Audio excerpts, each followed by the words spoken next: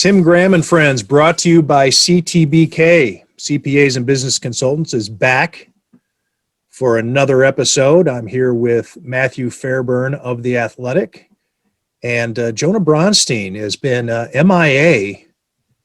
Reached out to him earlier, and rumor had it he was sitting down with another podcast. That's the last we've heard from Jonah, and that's disappointing. It's tough. This reminds me of the day that I went on your radio show with Jonah as the host. I was in Indianapolis.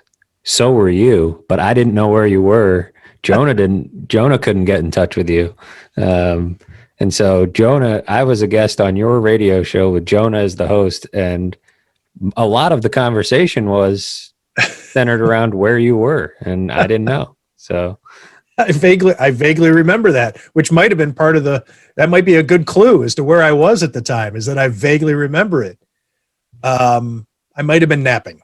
You were doing some sort of work, as it turned out. I assumed you were napping, but I think you were actually was I working? Getting shit done. Yeah. You're well, thanks for bailing me out. Whether that's true or not, I'll take it.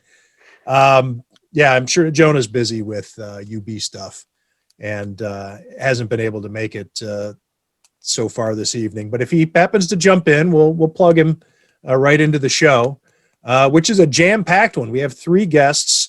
Of course, Gerald Dixon, former Bill scout, is going to tell us what he thinks of the Bills after the win over San Diego and the road game against the San Francisco 49ers, but not in San Francisco, in Glendale, Arizona, because of COVID restrictions in Santa Clara County.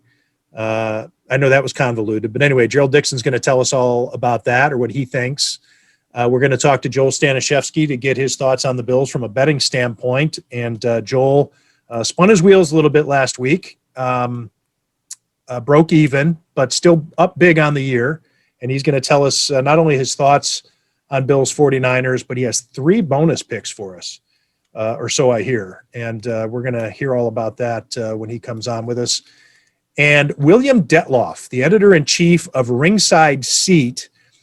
It is generally a digital publication, which they say it's tongue-in-cheek, but I think it's pretty legit. They'd like to call themselves the Paris Review of boxing publications, but that's exactly the approach that they take. The design is fantastic. I'm going to hold one up here. So you can see this is a hard copy that comes out usually once a year, but now they just last couple issues. But I don't know if you can tell on that, the artwork that's on there is fantastic, and the design, and it's journalism inside. It's features. It's not fight recaps or previews of the upcoming fight. It is historical stuff. It is contextual. It would be kind of like, what the kind of coverage that you'd expect to see at The Athletic, in-depth stuff. And anyway, we're going to have William Dettloff on to talk about boxing journalism, the state of the sport, and most importantly, big fight this weekend between Errol Spence and Danny Garcia down in AT&T Stadium. And Errol Spence's first fight back from a nasty car accident a year ago. Danny Garcia has only 2 losses in his career, former world champion himself. So this is not a tune-up. Very interesting to see Errol Spence and how he handles it, because he is an elite fighter as of 13, 14 months ago, or whatever it was before the accident. He's favored to win this fight, but there was so much secrecy regarding his accident. Nobody really knows how seriously hurt he was in this Lamborghini that he had ejected himself from. Just crazy intrigue, but an elite fighter and a boxing fans boxing match Saturday night on pay-per-view. I'm sure we'll also talk about Tyson and Roy Jones. But Matt, one thing I wanted to ask you about, you're a big hockey guy. And before we get into all this football talk and talk to William Dettloff from Ringside Seat, there's been some winds, foul winds blowing around that the NHL season may not begin on time, or at least the time that they hoped for the delayed season to start early January. where are you as a hockey fan? How badly do you miss your sport? Yeah, I miss it. And when I see, look, I understand why the season needed to be delayed. I would understand why it would need to be delayed further. And if it needed to be canceled outright because of what's going on in the world, that would all be understandable. But when you see the same, Don Fair, Gary Bettman are at an impasse, or they're not speaking to each other, or that stuff gets old. I can only imagine, I've been a hockey fan my whole life, but I can only imagine the casual fans just flip the switch off and see what else is on at some point. And so this is much more complicated than just a labor dispute, obviously. There's way bigger issues to work out, but when you hear that it's progress that they're talking, that's, you get what you get at that point, don't you? I mean, if you're not gonna, you're already probably the number 4 of the major 4. There's probably other sports even nipping at their heels for that.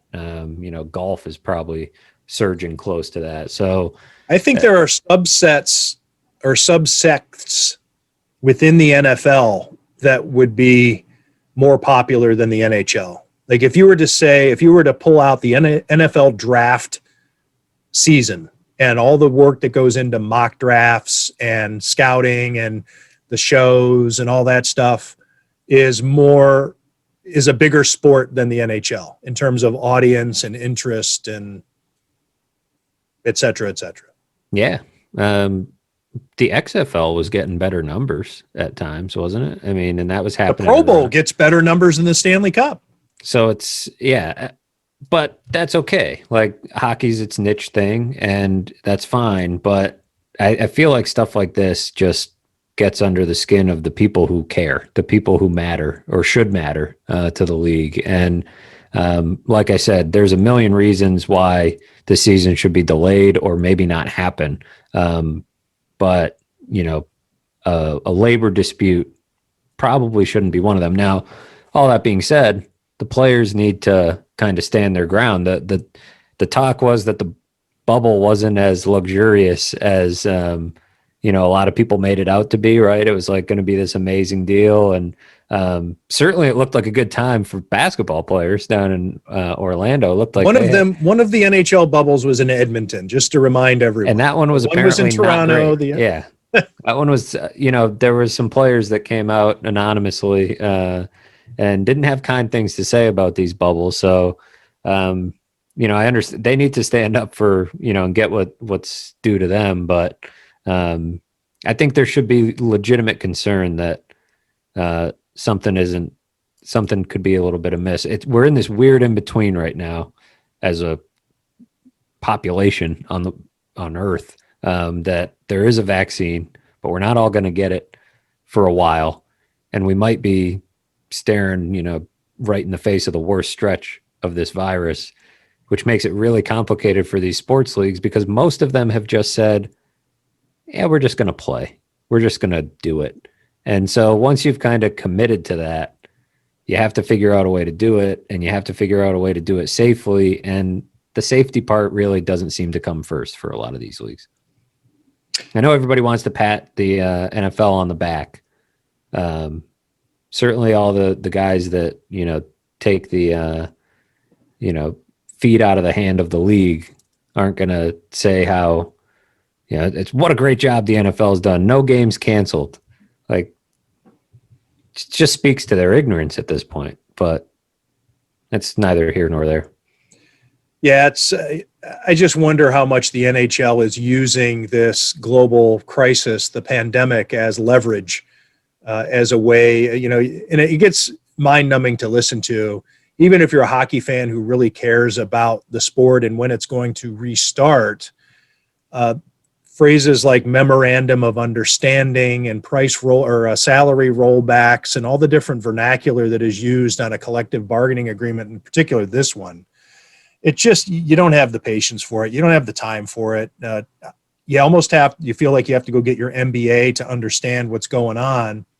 And so, yeah, People use sports to get away from that stuff, right? That's They right. hear all that at work. They don't want to hear it when they flip on the TV. You just want to turn your brain off, and that's where it gets frustrating.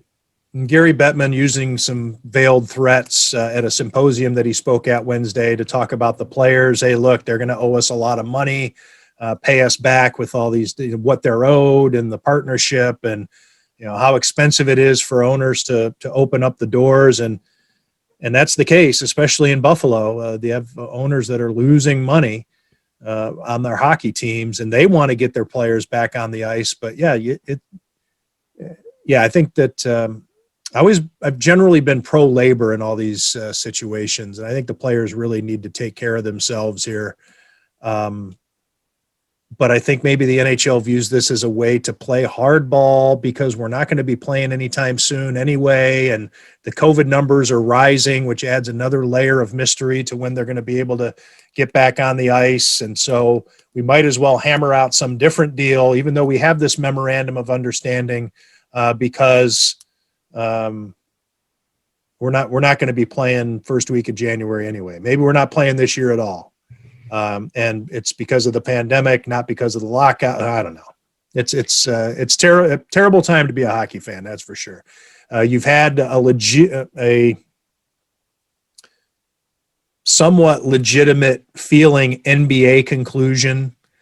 NHL, I guess. I don't know. What'd you think of the way that they finished their season? Did it have an air of legitimacy? I think so. Yeah, it seemed as much legitimacy as the NBA had. You didn't have, it was always going to be weird. Same with the NBA, but you didn't have even what you have in the NFL going on right now. Of what happened to the Ravens, and questioning whether games were fair. That didn't really happen in the NHL. Now, of course, stopping a season right before it's about to be done, playing games in front of empty stands, no home ice advantage in the playoffs. I think the problem with sports right now is that they've been sucked of a lot of their life. You watch them on TV and you see them in person and they're just lifeless. And where's the soul, man? Yeah, there's just nothing. I don't know. No soul. It feels empty because it is empty. There's nobody there. And I think that's a big part of what makes sports what they are. But I also think it's just a matter too of like, if things aren't 100% okay and right in the country, it's hard. Maybe it's a personal thing for me, but it's hard to be like, oh yeah, let's see what happens with this Stanley Cup. It's like, okay, cool. You're going to raise the cup and skate around an empty building, and there's lots of people, dying every day. So you might know the quote better, but Sean Doolittle, the relief pitcher, said it best. And do you know that quote? Or I'd be paraphrasing, but it was something along the lines of sports is the reward for a functioning society. Right. That's the payoff. Like you need to get to a certain point before you can actually enjoy having these things. This is the reward you get for being healthy and having, civilization and rules and everybody, economically on some sort of footing, all the whatever. Like I'd like to be able to go to the bar and watch a game with you, but I don't want to go to the bar right now. And I don't, and the games aren't really worth watching. I want to be on the other side is what I want more than anything. And Yes. the game will be there, but it'll be background noise, which is what you want it to be. When people assign this big thing to the game, right? It's got to be a distraction from everything that's going on in the world. And when you assign it too much of that, it kind of gets sucked of all of it in some ways. It's like, I'd rather it just be there. I'd rather it just be on. And we're talking about something else and not worried that we're going to get each other sick. And we can just sit there and hang out and have a good time. And then occasionally glance up and say, man, it's right on cue. See, there you go. Good thing I'm not in your waterlogged basement there. Or at the bar with me. Right. But yeah, it's I don't know. It's just it's a lot. And if they don't play hockey games because of it, the hockey games were this season's probably going to be even weirder than last season. So it does get different when you can't, like baseball or football, play outside for starters. And even this NFL season's getting a little dicey here down the stretch. Well, one thing that I am thankful for, because it's always there for sports fans, for Tim Graham and friends, is Shampo, Travis, Besaw, and Kirshner, CPAs and business consultants. CTBK is a leading accounting firm with a growing team of accountants and business consultants with roots in Amherst. And CTBK pairs every project with a focus on a human connection between its team and the client. For assurance, accounting, taxes, litigation support, and advice on mergers and acquisitions, CTBK is available and ready to serve any issue your business faces. For a consultation or to request a quote, call 716-630-2400. Again, that's 716-630-2400. Shampo, Travis, Besaw, and Kirshner, that's CTBK. Over a quarter century of proven accounting and business excellence for Western New York and beyond. So, Matt, let's not wait anymore. Let's bring in, I'll give you this next segment off. I'll talk to William Dettloff, the editor-in-chief of Ringside Seat, about Errol Spence-Danny Garcia in boxing. Maybe you come back on in a little bit when we talk to Gerald Dixon and Joel Staniszewski, and we'll see if by then Jonah Bronstein chooses to grace us with his presence. Well, if there's one way to inject life into these lifeless sporting events, I've found, it's to gamble. Yes, you're right. And especially when Joel's on a heater like he's been on in 2020. So I think people ought to stick around and get those bonus picks. And if you listen to Tim Graham and Friends, brought to you by CTBK, you would have gotten yet another bonus pick by listening to our analysis of UB Kent State, which Jonah Bronstein said was going to go over, even though that seemed kind of fringy, like 67 and a half was the over. Large over. UB hit it on their own. UB didn't even need an opponent. It's like a basketball over under. It was crazy. So we'll see what Jarrett Patterson does this weekend against Ohio. And we'll talk about that on the first episode of Tim Graham and Friends, brought to you by CTBK next week. But for now, let's get to the rest of the show.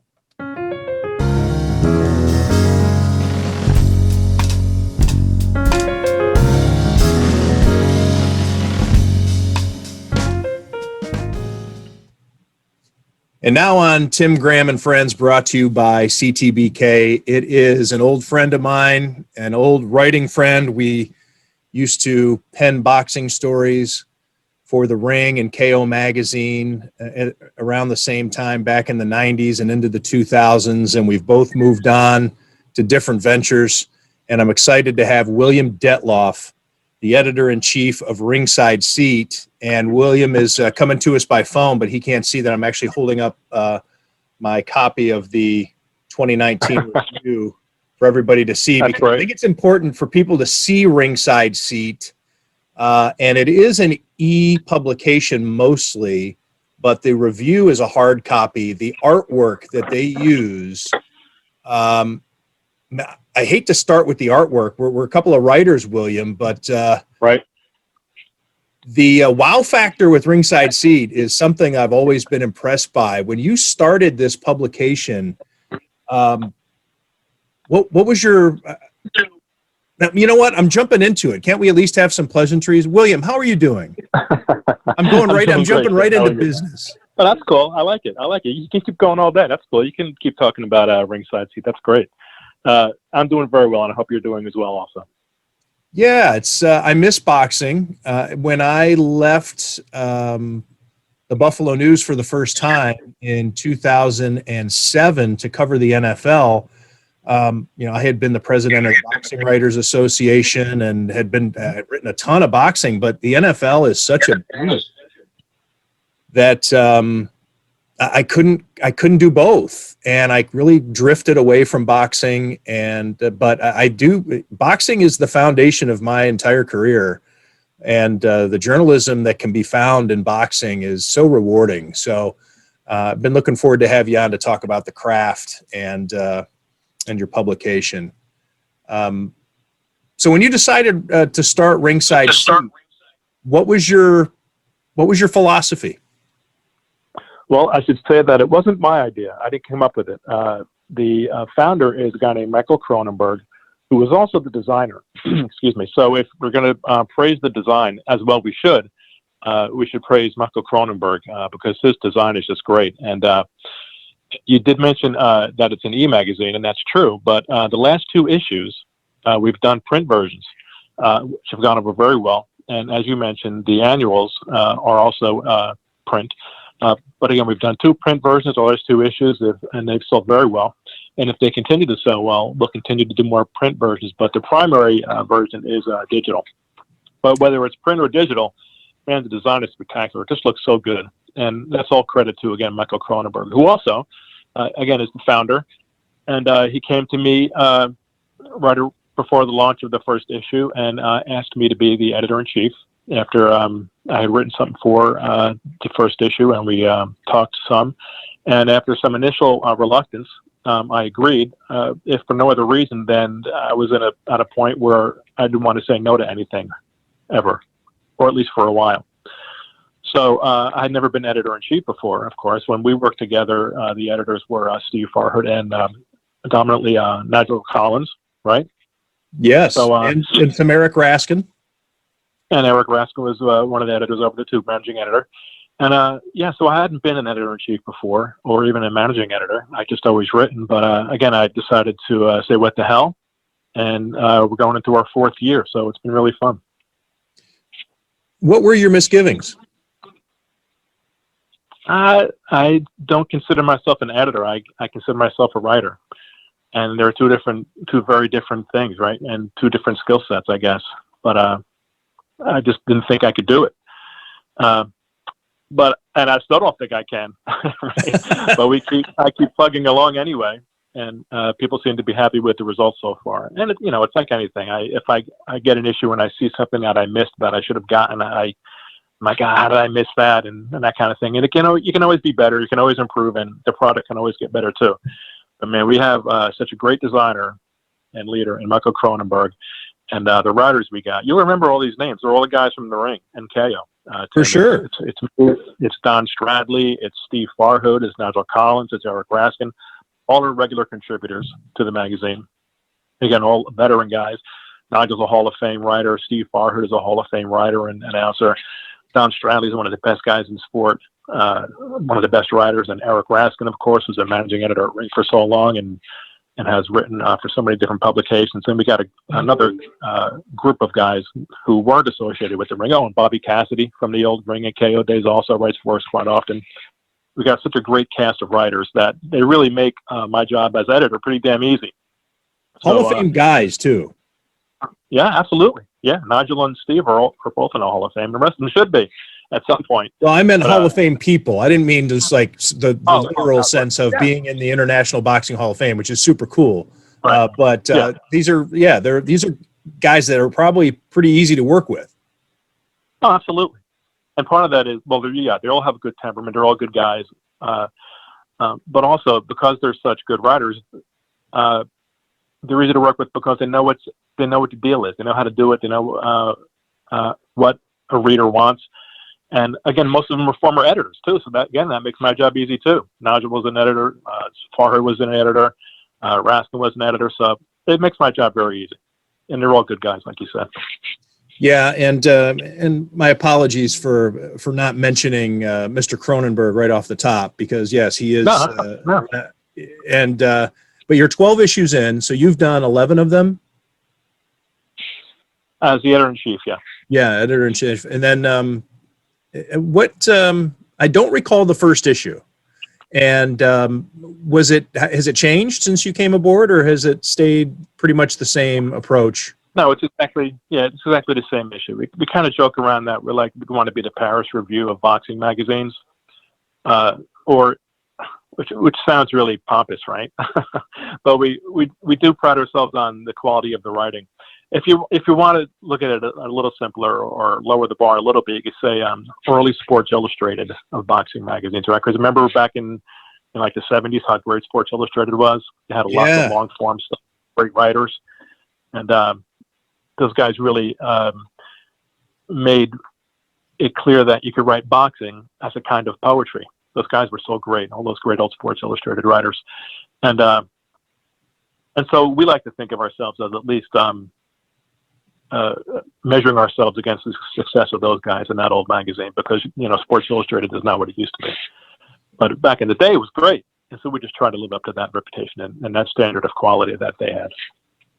Yeah, Mark Cram and W.C. Hines and Bill Knack, and I mean, you can go on with so many different writers at Sports Illustrated who obviously we don't have writing like that anymore in that publication, really. Although Greg Bishop does a fantastic job. He does. You're right. Greg Bishop's one of my all-time favorites, but it's just not. It's not the same. It's not the way it used to be when you could have a boxing story in every issue of Sports Illustrated. Yep. 52 times a year, you could see a boxing feature about somebody. But you mentioned being the Paris Review of boxing publications, and you laughed when you said it. But boxing, you can do that. Boxing lends itself to that kind of writing, and you just alluded to it. But I want to ask you, I've had this discussion with people before. What do you think it is about boxing that lends itself to that style of writing that I don't think you could decide to have a Paris Review of football or a Paris Review of basketball? Baseball, maybe, because there's some lyricism and romanticism to baseball. There's a reason Ken Burns did a documentary on it. But what is it about boxing that allows this type of approach to journalism, to the printed word especially? But you also see it in hey, look, in film, or in cinema. Boxing, as much as boxing has maybe declined in interest, there still seems to be 2 or 3 boxing movies every year at the theaters. Yep, that's a real good question and a good observation. For me personally, I'll tell you a little anecdote that explains it for me. I was talking to somebody once, and I was annoyed about some commercial that had appeared during a boxing program. I'm annoyed at everything anyway, so I'm just complaining about some stupid commercial that was on. And the guy I was talking to said, "Yeah, I get that. You're watching something, and you're watching this entertainment to be entertained, and blah blah blah." And that was the first time I had ever considered that boxing is entertainment, just like a sitcom would be, or something stupid, something frivolous, because it was always more serious to me than that. I would never call boxing entertainment, but I guess that's what it is, right? For sure. That's why people watch it. They want to be entertained, but it never seemed that way to me. It never seemed to be just that. It was so much more important than just entertainment. I never would have qualified it that way ever until that person said it to me. I was like, yeah, I guess it's entertainment. And maybe that's some of what's going on when other people are able to look at it really seriously, despite how ludicrous it is much of the time. Really seriously, because there's something about it that makes it more than entertainment. And it might be that people die doing it, right? Or get really messed up doing it, but people die and get messed up doing, racing cars around in a circle too. But that's not the same thing either as boxing. Playing football. Yeah, exactly. But again, there is something more serious about boxing. And we've all heard a million times that it's a metaphor for life. Life knocks you down, and whether you get back up is you determine, and you're allowed to decide your destiny in a lot of ways by just how hard you're willing to fight and what you're willing to do. So it is a metaphor for life also. And it is damaging and dangerous, and it appeals to our basest senses and instincts, right? It just does. Now, as Collins said once during his induction Hall of Fame induction speech, that boxing survives because man had to evolve to be really brutish and violent in order to survive as a species. And there's still a lot of that in us. And boxing is a civilized way, a modern civilized way of recognizing that, which I think is a really good way of putting it, right? So I guess all those things, but for me at least, I never considered boxing to be something so frivolous as just entertainment, the way a TV show would be entertainment. It's much more serious than that, again, despite how cartoonish it is a lot of the time. So I don't know if that answers your question fully, but that's the best. No, it does. It does. I've always said when people ask me about it is that when it comes to boxing, well, I'll dial it back a little bit. When it comes to sports, you can't really imagine. There's very few people on this planet who can imagine what it's like to hit a 100-mile-an-hour fastball or Right. an 89-mile-an-hour curveball or Mhm. to look through a face mask and try to catch a ball and track it while a guy who runs a 4.3 40 is defending you Right. on a football field, or to dunk.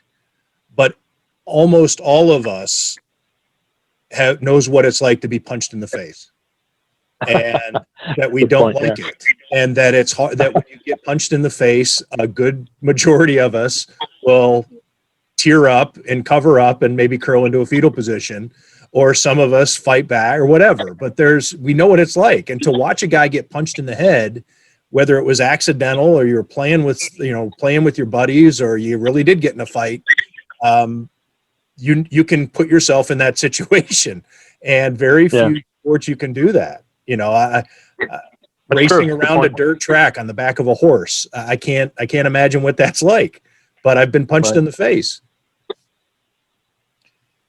Yeah, that's a good point.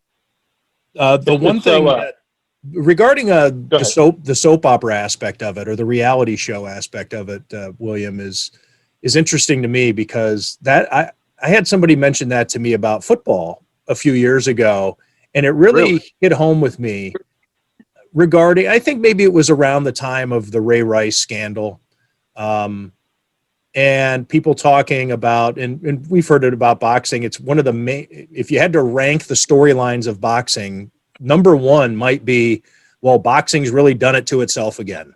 Another black eye for boxing. And people were saying that about the NFL and how ashamed and disgraced, and, oh, could this be and somebody mentioned to me, this is all part of the show.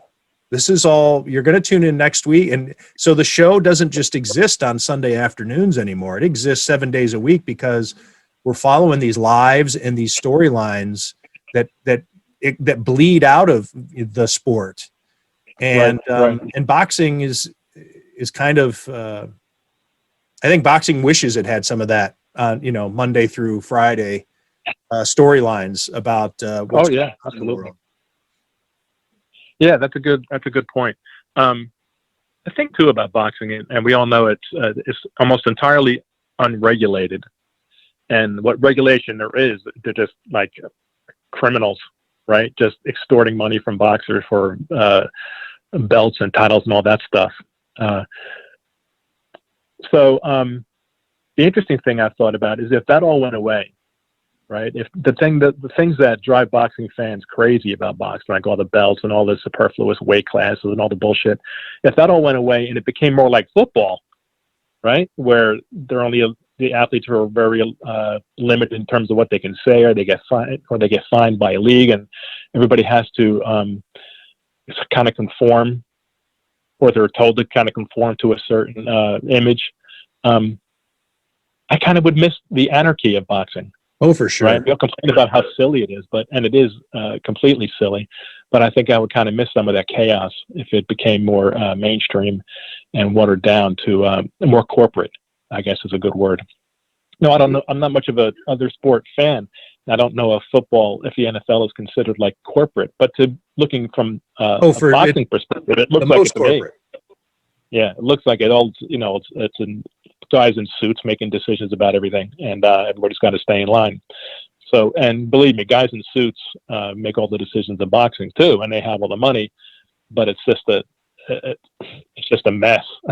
And that's all, like a lot of things, it's good and bad. That's what makes it fun and what makes it awful too. So I don't know. What do you, it brings to mind an interview I did with John McCain in the early 2000s for Ring Magazine. It was a Q&A, and it was really kind of surreal for Tim Graham, then of the Buffalo News in 2001 or whenever it was, to be interviewing John McCain about boxing reform and establishing a national boxing commission. Yeah. What do you think would be different? Because I think you look back in the early 2000s and boxing had a lot more names to it. You know, you still had De La Hoya and Trinidad, and you know, a lot of those types of names were still floating around. What do you? I don't. And this is a question I didn't even think I'd ask you. So I mean, I don't even know where I'm going with it. But I guess how do you think it'd be different if you could go back in time and have John McCain be successful in establishing that commission? What do you think boxing would look like today? I don't think it would be terribly different. Maybe we'd have a fewer weight classes, or organizing commissions, and maybe a few less belts. I don't know. It's absolute chaos in terms of how many quote unquote champions there are. But I don't have a lot of faith in politicians these days, or any days, I suppose. What are you talking about, man? They seem to be getting everything else right. I don't think they could have solved it. Exactly. So no, I don't think I think it would be probably just as bad, just in different ways. You know, it's the same kind of person running in politics as you know, president of the WBO. That's the same guy. You know what I'm saying? That's a cynical take, of course, but that's the way I see it. So I don't think a lot would be different. Again, maybe there'd be, you know, fewer champions, quote unquote, but it'd be the same deal. It'd be the same. Yeah, deal, you're probably right. We're the two cynics, us together. It would be the same. Probably worse. Probably worse. Yeah. Maybe you'd probably have fights. Probably. Maybe more fights happening overseas because of whatever restrictions, added restrictions that would be in place that would make it tough to hold a fight in Dallas, for instance. Right. Right. As is happening this weekend with Errol Spence-Danny Garcia, and we'll touch on that. But just another point based on what you were saying about the freedom of boxing and being able to cover it, and how much fun it is to cover these guys. They're all untethered and unfettered. Yep. It was just crazy a lot of the time. Yeah. Right. And I did a story on Muhammad Ali for The Athletic a couple of months back, and I picked up the phone and I called Larry Holmes. And I mean, I guess you can do that in the NFL too with a retired guy, but you can just pick up a phone and call these guys at home. Yep. You can call the manager, you can call the promoter, you can call the fighter himself. Right. There'd be 5 layers of PR you'd have to get through to talk to a coach, especially if he's not the head coach in the NFL, because no, that's top secret. We need everything has to go through one voice. It needs to be vetted. All these, you know, you could pick up a phone and talk to Jesse Reed, you know, or whomever. I'm just pulling out a trainer back in the day. Sure. And he'd talk to you, and he wouldn't have to go check with 5 people before he answered your question. That's right. Absolutely right. Anybody could call Emmanuel Stewart if they had his phone number, and then we'll talk to him for an hour. You know, it's just the kind of access you have in boxing is, I imagine, unlike in any other sport, and it's great. But it's more restrictive now than it used to be.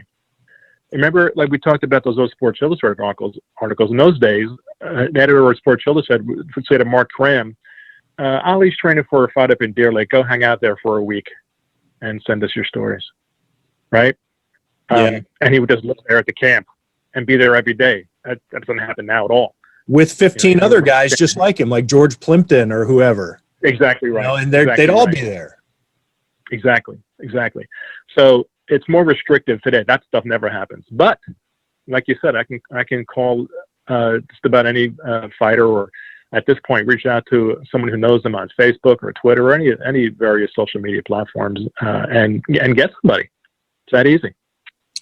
And part of it is, I think, is because boxing is low on the totem pole, right, in terms of popularity and all that stuff. So fighters a lot of time are more and their people are more receptive to getting coverage than, you know, a football player who's had his ass kissed from the time he was in junior high school, right? Yeah, I think it's always been that way. Even when boxing was huge, you know, we keep using the Sports Illustrated example, but it does really speak to the symbolism of it. You know, when boxing was on the cover of Sports Illustrated, you could still, you know, probably pick up the phone and talk to Marvin Hagler, and you know, he'd answer the phone, Joe Frazier, whomever. Yeah, I miss being in that world, being able to do that, because covering the NFL, that is true. That just doesn't happen. Oh, I can't. Yeah, Doesn't yeah, happen. I can't imagine. Yep. Yep. So let's talk about Errol Spence and Danny Garcia. It's an interesting fight this weekend in Dallas, or I should say Arlington, Texas, not technically Dallas, which is Errol Spence's hometown, but fascinating fight for a number of reasons. Errol Spence hasn't fought in a year plus. But Danny Garcia hasn't been active either. If you take a look at his, I think he's fought 4 times in the last 4 years. Errol Spence has actually been the busier of the 2 fighters since 2017, and his car crash has kept him out of the ring for a year. He's decided not to take a tune-up fight. Danny Garcia, 36-2 with 21 knockouts. But he's favored, and I'm talking about Errol Spence. Errol Spence is favored. Yeah. I guess what just your general thoughts, William, about Errol Spence. There's so much we don't know about him, given his recovery. What are you comfortable with when you look at this fight and trying to envision what's going to happen? Well, we're about to find out how his recovery has gone. The big question everybody keeps asking is he the same fighter? Is it the same fighter? He might be. Willie Pep survived a plane crash and went on to win 100 fights. Okay. Errol Spence driving like a jackass in his Lamborghini. Well, I can't call him a jackass because, you know what, if I was driving a Lamborghini, I probably would have done the same thing. Yeah, what's the point of owning a Lamborghini if you're not going to exactly right. take it triple digits? Right. Exactly. If you're doing 50 miles an hour in a Lamborghini, you've missed the point, right? So anyway, yeah, we don't really know if he'll be the same guy. My sense is he probably will be. He's a young enough guy, and he's an athlete, and he works hard. I think he'll be okay. Most people, I think, are basing their opinion on what the outcome will be on whether he's the same guy, and presuming that if he's the same guy, he wins, and if he's not the same guy, or if he's compromised somehow from the injuries and the car crash, then Garcia wins. But I think it's a much more interesting fight than that, because more than anything, styles make fights more than, or at least as much as car crashes, right? And Spence is a big, strong southpaw, big bruising guy who hits real hard, has good enough skills, is not especially fast. And the 2 guys who have beaten Danny Garcia officially are Sean Porter and Keith Thurman, right? Sean Porter did it just by outworking Danny Garcia, which is how he beats most guys, right? That's his whole method of winning. He just outworks everybody.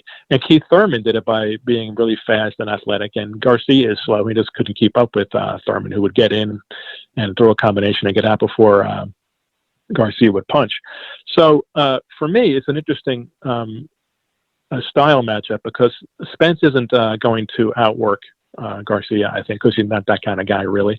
And he's not going to outspeed him because he's not that kind of guy, really. So I think it's a really interesting matchup in terms of their styles. And I lean towards Spence because he's been more successful against a caliber of fighter that's equally as good as the guys that Garcia has fought. But I see Garcia as a very live underdog. What do we know, and I underscore the word know, about Errol Spence's injuries and how serious they were? I don't think we know much of anything. I think a lot of it was kept under wraps because Errol Spence is a commodity, right, in terms of his boxing career, and PBC wasn't about to let too much information out, especially if it was serious. And I can't recall, and maybe it's out there and I just haven't seen it, but I can't recall seeing any sparring footage of, well, there's a little, I guess, on the promo they're doing of him sparring and working out. He seems fine. Again, he's a young kid. It's not like he's 40 or anything when his stuff starts breaking down, but we don't really know, as far as, or I should say, I don't really know how serious it was. I don't know how it wasn't more serious the way we were flying out of that car, right? Yeah. If you saw, we saw the wreckage, we saw the car. We didn't really see much of Errol Spence afterwards. If he is, let's say that the car crash, especially after this fight, people say, all right, it's a blip. and we don't need to worry about it anymore. He looks impressive enough against Danny Garcia, even if he has to outpoint him.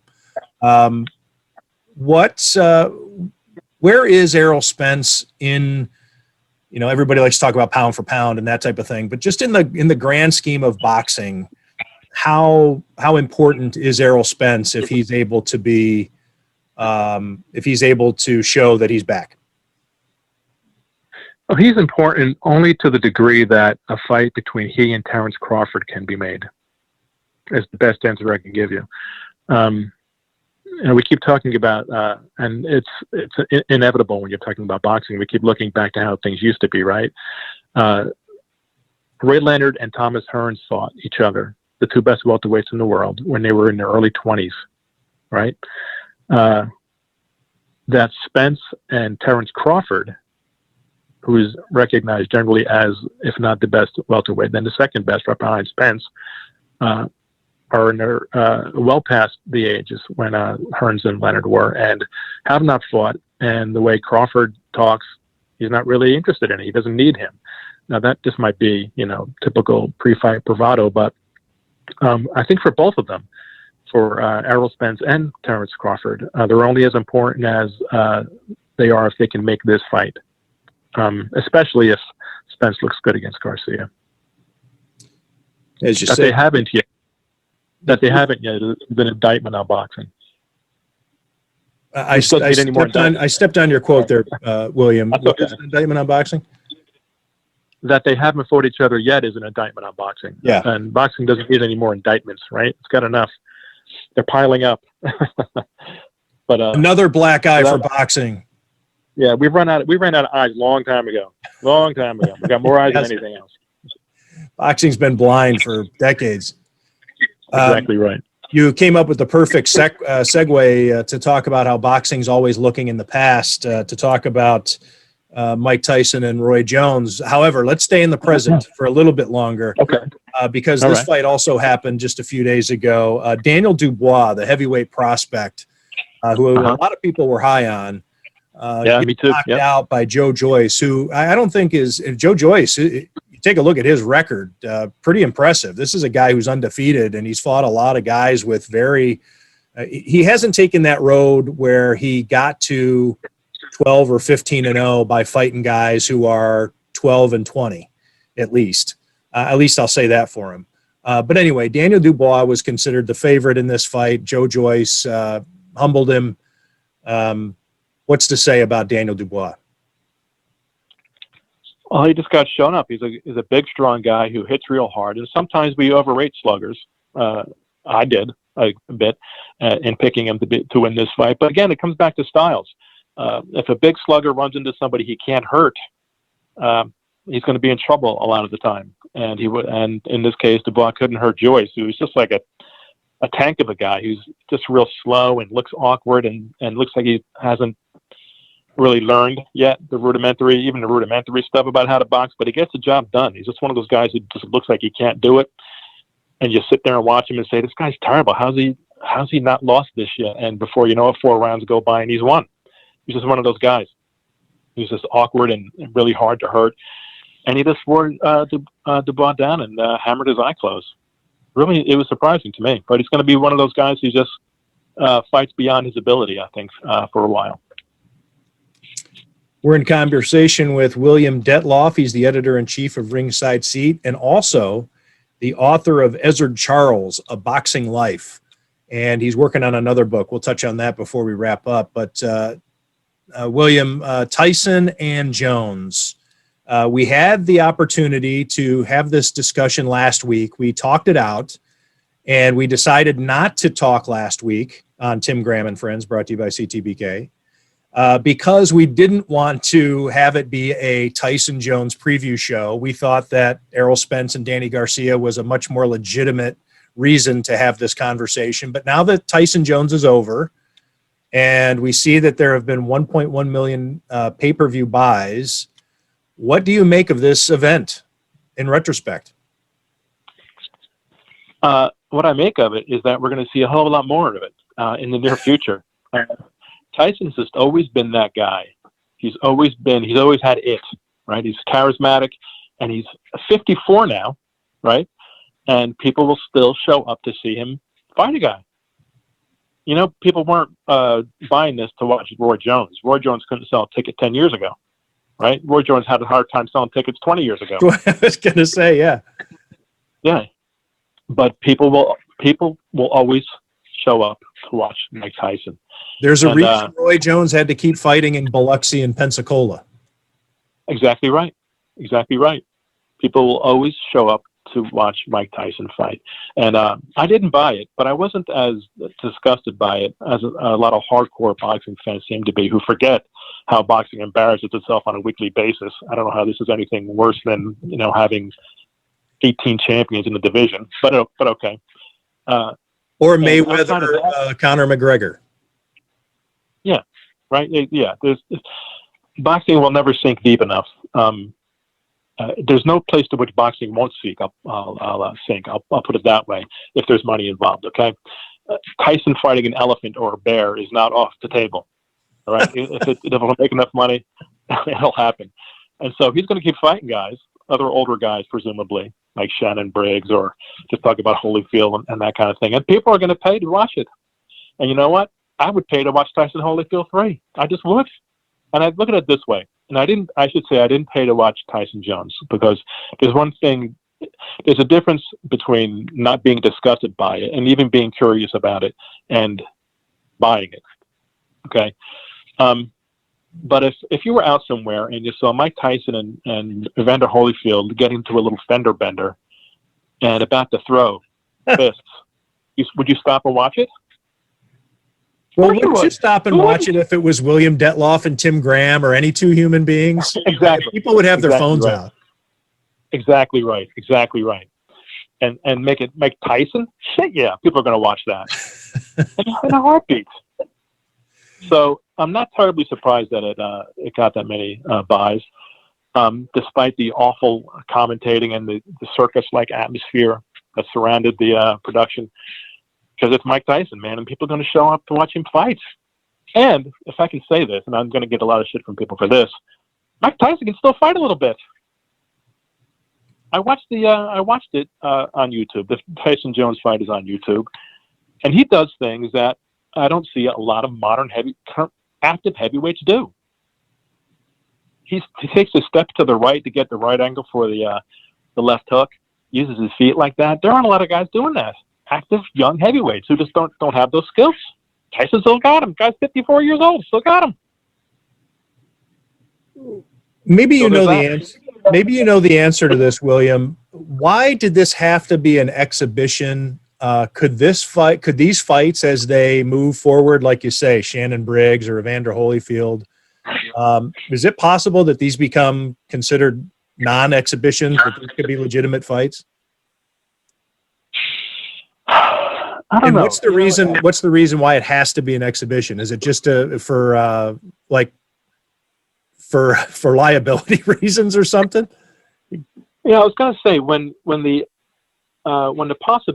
becomes acceptable to rake in as much as more money than what the states would be liable for sanctioning it, they'll stop being exhibition fights. I think part of it in this case was probably Jones really wanted it to be an exhibition. He made it clear that it seemed to me anyway that he made it clear that he wasn't terribly excited about this and was doing it for the money, and was pretty afraid that Tyson was going to hurt him. I don't know. I think if it happens a couple more times and nobody embarrasses themselves and nobody gets hurt, then it could be legitimate fights, with regular sized gloves and 3-minute rounds, and things would get changed all the time. Look at, when George Foreman came back in 1987 at 38 or 39 years old, people were, Freddie Pacheco was saying, you're going to have a heart attack, don't do it. Everybody laughed at him, and we know what happened in that story. And believe me, I'm not saying Mike Tyson's going to win the heavyweight title, but things that seemed impossible then are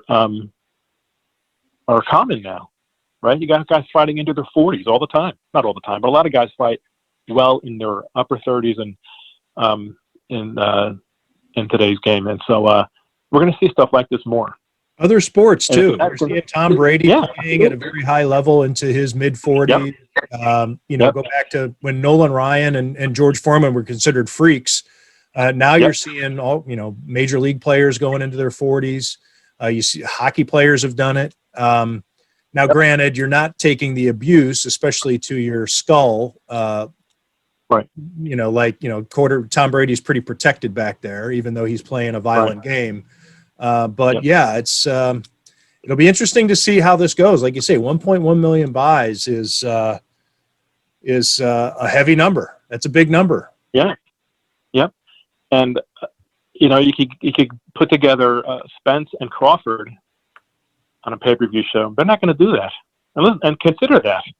These are guys in their prime or a little past their prime, two of the best fighters in the world, the best two guys in their weight class, and they won't get as many pay-per-view buys as Mike Tyson or Roy Jones. Think about that. Another indictment on boxing. A black eye for boxing, William. What other fights do you want to see? What excites you about what's out there?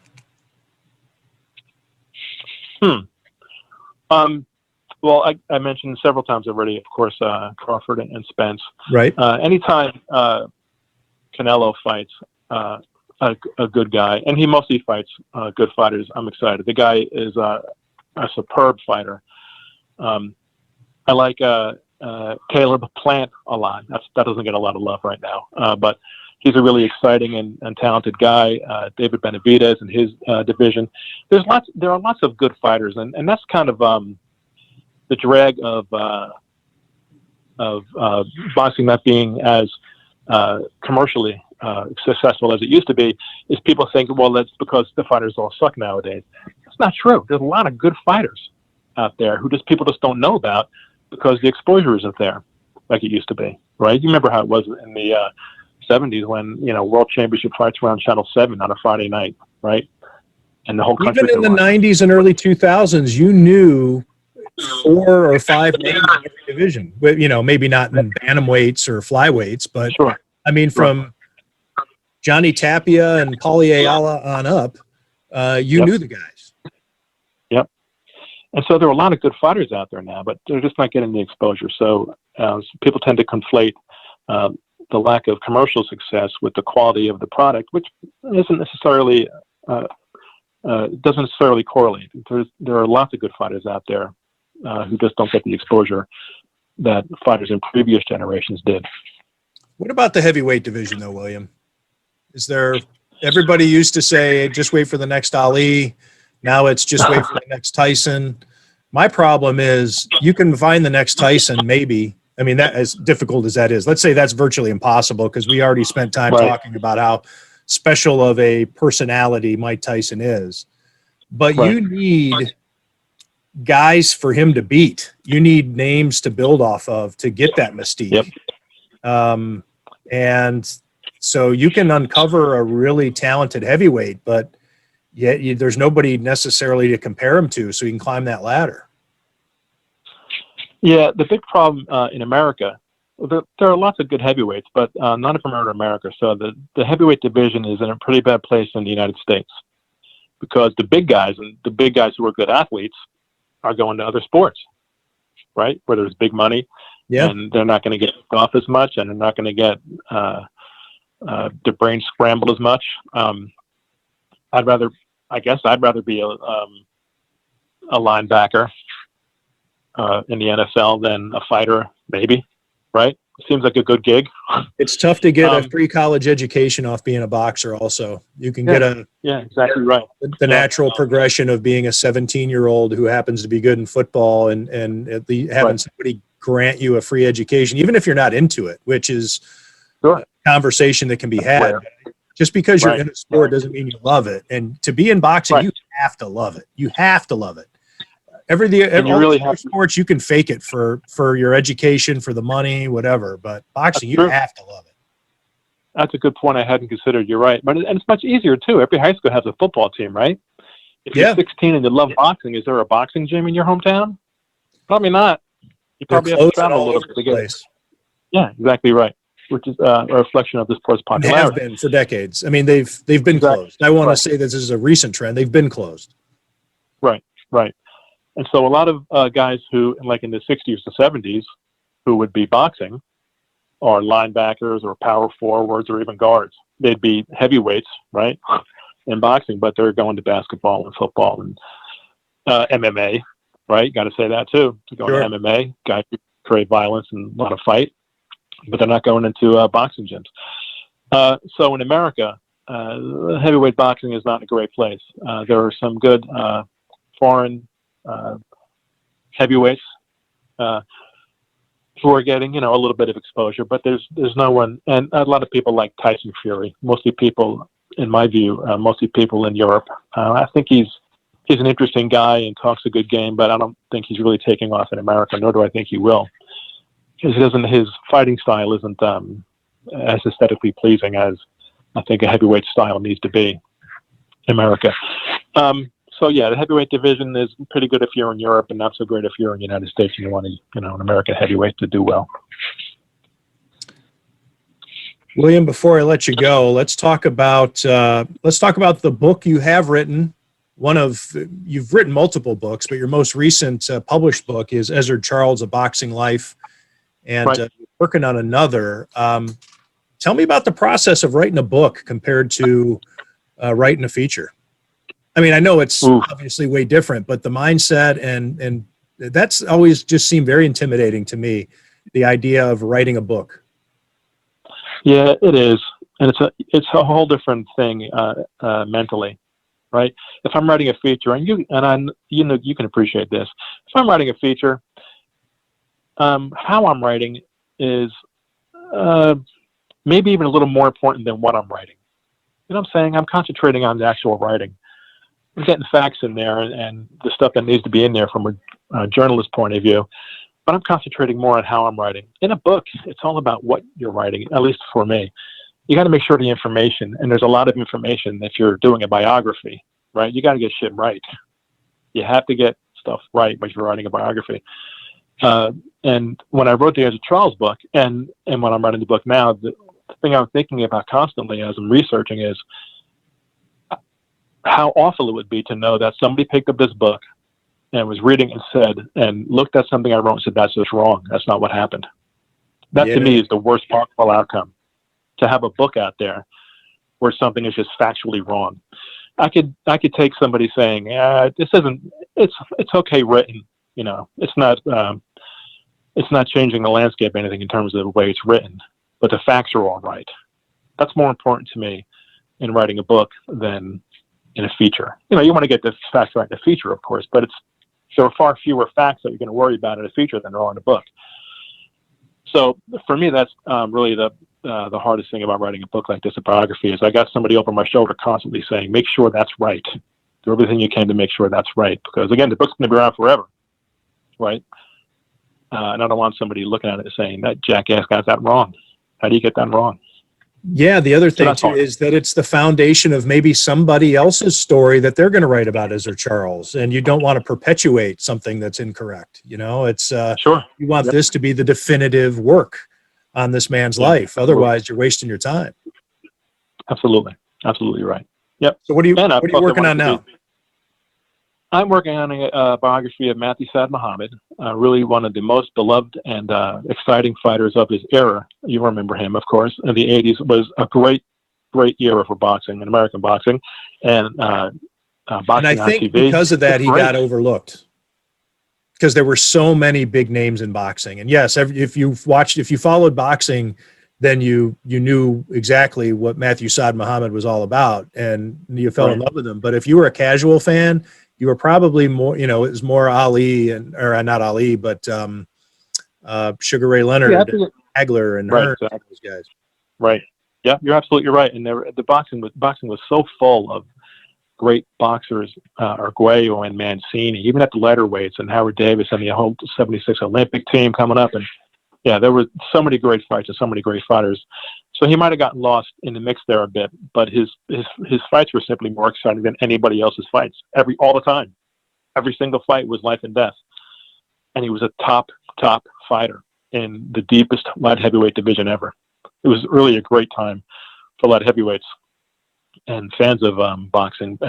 He's got a awful story, which is probably why I'm attracted to it, right? Sure. But it's very interesting and tragic. But it shocks me that similar to the Ezra Charles book, I'm shocked that nobody's written it before. I can't believe I'm the first one to say, hey, let's write a book about this guy, because he was so exciting and so loved and has such an interesting story. You weren't interested in writing the 1,427th book on Muhammad Ali? Yeah, exactly. And further, I don't really understand. I know lots of guys do it, and good for them, but I don't think I could write a biography of somebody who's already got a biography written about them. What's the point? I was asked by a friend in the publishing business to write a Ali book for his. That's the only book I've written. It was about Muhammad Ali as a conscientious objector. And well, there you go. From that point of view, I could see how it could work. It'd be fun. So it was narrowed in focus, but it felt Right. like I was writing a book report, because everything's out there. It was all research. It was not as much, I prefer to do interviews than research. Sure. But so let me ask you this, Matthew Saad Muhammad's been gone for a few years, but the era that he fought in, a lot of people are gone too. How have you found the research to be for this book? A lot more of them are around than you would think. A lot of them are gone. You're right. But there are still some guys around who sparred with him, who were friends with him, who promoted him, who managed him. His family's still around. A lot of guys who fought him are still around. With the Ezra Charles book, that was a bigger problem. There was just nobody around, right? Nobody to talk to, hardly at all. But in a way that's liberating, because if you're using entirely newspaper and magazine accounts, and that's all that really is, nobody can go back and say, hey, that's wrong. If it was in every newspaper at the time, I don't really have a choice. That's what I have to go with, right? That's true. But there are some people around who were friends with him and associates, and more than one would think. Okay. I guess I'm thinking back in the 80s, and, because you think of the people who are around boxers are generally older, the managers, the promoters, the backers, and all that type of stuff. Sure. Well, that's good that you have a lot to pull from. And how has it been? Has it been more enjoyable than the Ezra Charles process? And does it matter that you've already written a book, a biography? No, yeah, both of those. It doesn't make it better at all. It's absolute agony. It's absolute agony. It can be torture. Hey, we were talking about it earlier about, what it's like to get punched in the face. I know what you're talking about. I'd rather get punched in the face. Yeah, it's terrible. And I'm supposed to process itself as terrible for some people, but for me, it's just awful. It's torture. It's like running a marathon, I guess, where the whole time you're doing it, this is terrible. Then when you get done, you say, let's do that again sometime. But the whole time you're doing it, it's just torture, agony. William Dettloff, editor-in-chief of Ringside Seat, and also author of Ezra Charles, A Boxing Life. And does your Matthew Saad Muhammad book have a working title? It does. It is Matthew Saad Muhammad, Matthew Saad Muhammad, Boxing's Miracle Man. Okay. And is there do you want to tease a date, or when does this become available? It will be out next year from McFarland, sometime next year. Okay. It might be late in the year, but it'll be next year. Yep. Well, good luck with the process, because you're right. He is one of those, that's an untapped great boxing story. Yeah, and I think so. Boxing books, there are a lot of them, much like we were talking, earlier in this conversation regarding movement. But boxing books, I do it every time I step into a Barnes and Noble. I go to the sports section and I see what boxing books have been written, and those 2 or 3 shelves of boxing books never seem to get smaller, or however many books, depending on the size of your Barnes and Noble. But sometimes they always have the same number of books, and they're always new books. So people are writing boxing books. People obviously are buying them, or else they wouldn't still be published. And the material is just too good. It's too good. And so exactly, the history is so rich and the stories are so great. How could you not write books about them? Because I'm intimidated and I'm a failure in life. Yeah, right. I'm gonna do one day. I actually have an idea. I'll talk to you about it off the air because I don't want to spill it. But I'll talk to you about it later tonight. I'll send you a note about what I'm thinking because somebody's already done this book, but I don't know. I don't know if there's still material to be had, but we'll see. Okay. Well, let me give you a piece of advice. I think you should do it, and don't do it. Those are my two pieces of advice. Because it's torture. I think you should do it because you're a great writer, and you should write a book. And I also think that it's torture, and it won't be worth your time. It'll be agony. That's the other thing I hear is when you break out the hourly wage, it is. That is when you really think I had no business writing this book. Exactly right. So anytime anybody, and writers know this, you can't write for the money, man. You just can't do it. You just can't do it because you can go pick up garbage and make more per hour than you will writing a book. So you just got to do it because you have to, not because you need the money or whatever. Right? You just have to write because you have to. Yeah. I'm just pulling this off the top of my head, but did I see something about your Ezra Charles book? Maybe going farther than a book? A production company some months ago optioned it with the intent to make it a feature film. But whenever I say that, I feel guilty because there are about 14,000 things that would have to go right, exactly right, for it to become a feature film, right? You hear these horror stories. Anybody who's ever encountered somebody in the entertainment business, it means very little. But the thing that means a lot can't happen without this step. Exactly right. That's exactly the perfect way to put it. Exactly right. For the big thing to happen, this has to happen. But this happening doesn't necessarily mean the big thing is going to happen. In fact, it probably won't. The odds against, many projects get an option vote on them and never go anywhere. So, but yeah, this has to happen in order for anything else to happen. So we'll see. It sounds cool. It's a good story. And when you say it, if you tweet it, put it on Facebook, which is where I saw it, was when you tweeted it. Maybe it sells a few more books. Exactly right. It can't hurt. Can't hurt. Unless people say, you know what, I'll wait for the movie to come out. That's a good point. But then by then you don't care how many books you've sold. It's true. I guess it's a win-win. Yeah, I guess. Thanks so much for doing this, William. It's great to get caught up and to talk boxing, period, let alone talk boxing with you. Anything you want to mention before we go? No, I think I'm good. And thanks very much for having me on, Sam. It was a real pleasure talking with you, and I hope we can do it again. William Dettloff, editor-in-chief of Ringside Seat, author of Matthew Saad Muhammad. Let me say that again. I don't know what that was. That was some... See, I messed it up, and I knew you messed it up because I messed it up. That's why. The band that did Baby Shark, that's their next song, is Matthew Saad Muhammad. No, exactly. He's working on Matthew Saad Muhammad, Boxing's Miracle Man, already on the shelves and at Amazon.com. Ezra Charles, A Boxing Life, maybe coming to a theater screen near you. And again, editor of Ringside Seat. I'm a subscriber. You should be a subscriber too. Check it out at ringsidemag.com.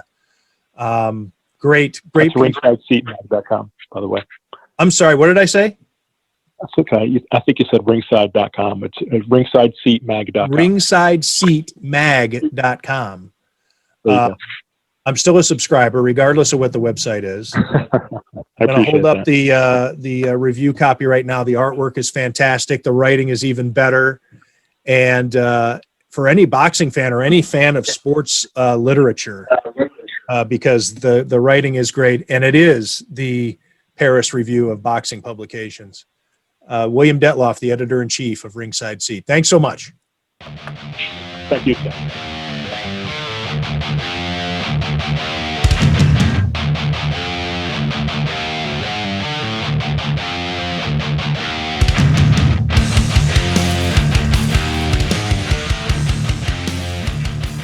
Time to talk gambling with Joel Staniszewski from Sloan, from Buff State, and coming to us on the line from Vegas, as he always does during the Bills season, to talk about the Bills from a betting standpoint. Joel, before we talk Bills and 49ers, or Bills at all, You gave us a bonus pick last week. You said to take Denver and the 6 points. That was before catastrophe befell the Broncos. I took that bet off the board for you. So I'm not going to give you a loss, but you actually had real money on that on that game. What happens in those situations when something like that happens? But you've already placed a bet, or any bettor in Las Vegas has a slip from a game in which the disaster just changes the entire picture. Yeah, you're pretty much screwed. There's nothing you're really going to get out of it. It goes back a little bit to like baseball betting. So if you're betting baseball, you have the opportunity to list the pitcher. That means both pitchers have to go, or the one that you've selected, in order for your bet to be live.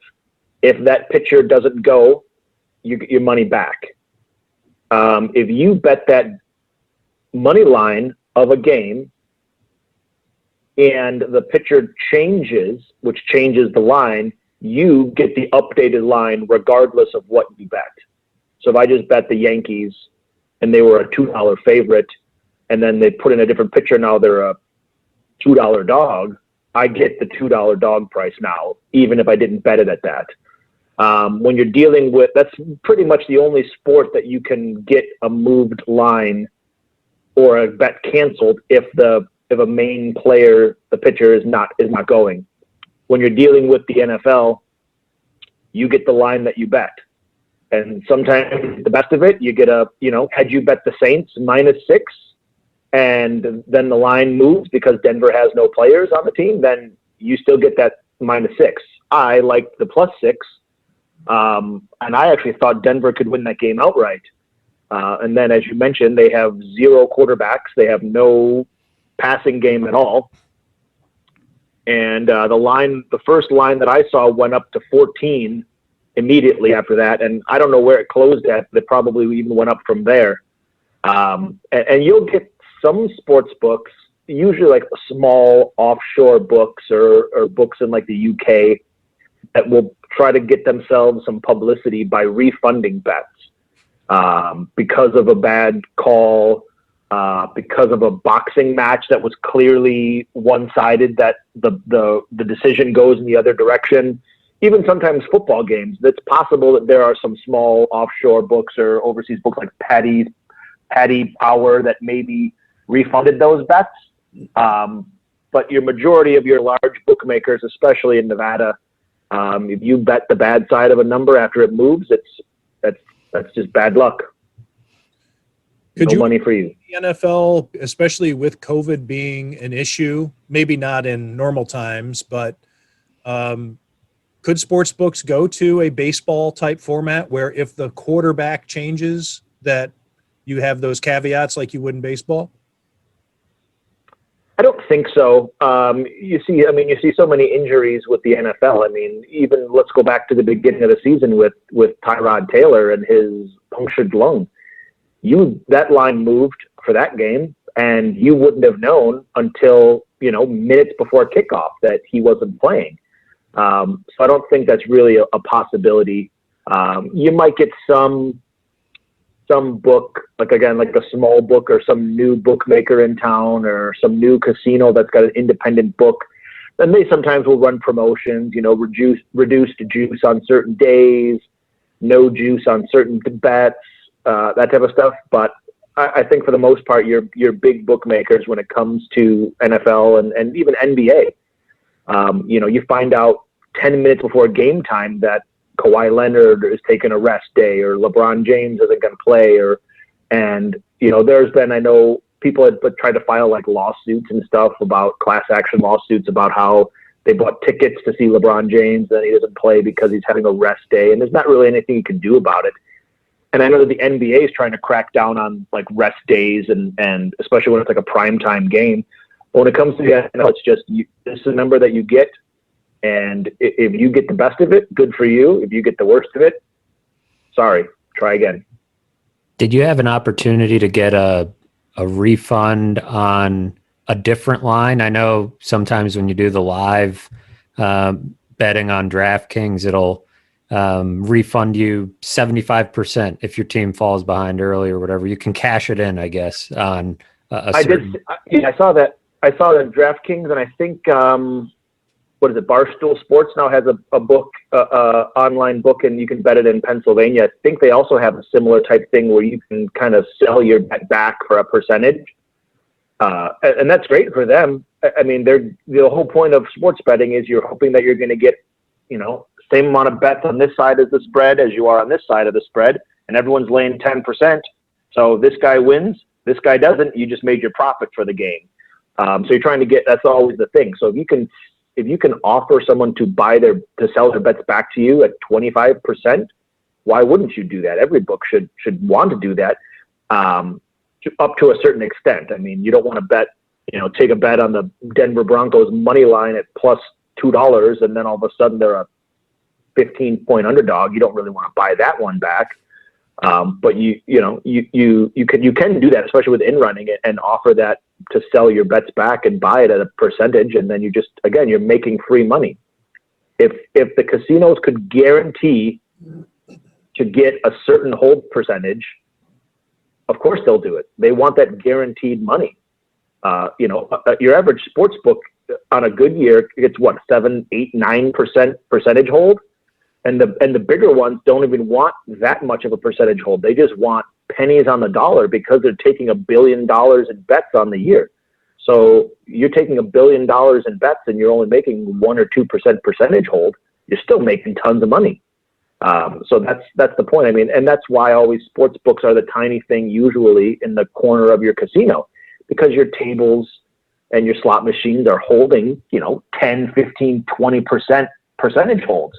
So if I'm only getting 4 or 5, 6% on the sports book, you're not, you're the small fry in the sports book. Just like horse racing. Horse racing is a contract. So your casinos get to hold like 19% of the money that they take and give through the pools for the racetracks. And you don't get a whole lot of race betting, but it's just free money. So that's why when you're people have always asked when I worked in sportsbook, why do they give out great comps for race betting? And why do they give out free drink tickets for race betting, but they don't for sports? Well, because race, they hold 19%. In sports, they're holding, single digits in a good year. Maybe they're getting to 10%. So that's why, that's why those sports and those comp systems are set up the way that they are. They always say never take insurance when you're playing blackjack and the dealer is showing an ace, and because it is giving back money to the house. Same theory then for these refund bets, or when would you consider as a player refunding your bet or getting out of your bet? Obviously, having no quarterback is a very unusual thing, but these bets are offered as a refund all the time. Is it the same as blackjack and insurance? Then you should never take it, or what? I would never. I would always just keep my bets and take my losses and take my wins, because if I start selling off losses and giving up 25%, then I'm going to be doing the exact same thing in the future when I think I have a guaranteed winner and I can cash out early for a lesser percentage. Then I would start doing that. And I don't want to do that. I want to just play my bets, and as long as you get over 52.5% per on your year for every bet that you make, then you've made profit. So that's all you got to do. I think just keep at it, keep the consistency. Don't be chasing money. Don't be doing betting outside of your normal routine. You bet your normal routine. You pick, however many of the top 3 games that you like. You play them for the same dollar amount, and you just keep going. And eventually, you as long as you're picking right, you'll make a profit. Yeah, it doesn't help when you buy the bet back or sell the bet back at 75%, and then you take that money and you throw it into another loser. Then it's then the casinos Right. then the casinos really just made twice the money on you. Right. Well, the CTBK Sportsbook refunded your Broncos bet last week before the game, so that doesn't count against your record. Joel Staniszewski went 1-2 last week, a rare losing week for Joel, but he had the Bills and the over. And so the Bills win, the over doesn't hit.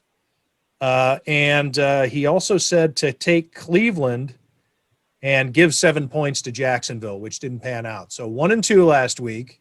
But the season record, 16-10-3, that magical 52.5% is in your dust right now at 16-10-3. You're very In my rearview profitable mirror. this season. And what do you think for the Bills this week? They opened, I think, at 2.5-point favorites. It's down to 1 with the 49ers not really playing at home, and they've picked up a couple of points. What are your thoughts on that? Yeah, really, really weird game. We're having weird games all year, you know, with days moving around, players being on COVID lists, players coming off COVID lists, no home field advantage really when it comes to the fans. You're getting home field advantage when it comes to traveling and going into different time zones and staying in hotels. So you're getting a little bit of that still at home field advantage, but you're not getting that noise and that crowd and that place going nuts like you do in Seattle and Buffalo in the wintertime and, New Orleans, these teams that come to mind off the top of your head when you're talking about home field advantage and it comes to the crowd. You're not getting that. So you have to take that into account when you're putting a lineup. You still factor all those things in, but the actual playing of the game is different. You're not getting hyped up from the crowd. You're not trying to, hear the coaches calling in the plays with people screaming, 80,000 people in the crowd screaming. So you're not dealing with that. But what's weird is that both teams now are on a road game. So San Francisco to Arizona is a short flight, whatever it would take to fly there, an hour and a half maybe. But it's still that same whole process. You got to pack your luggage.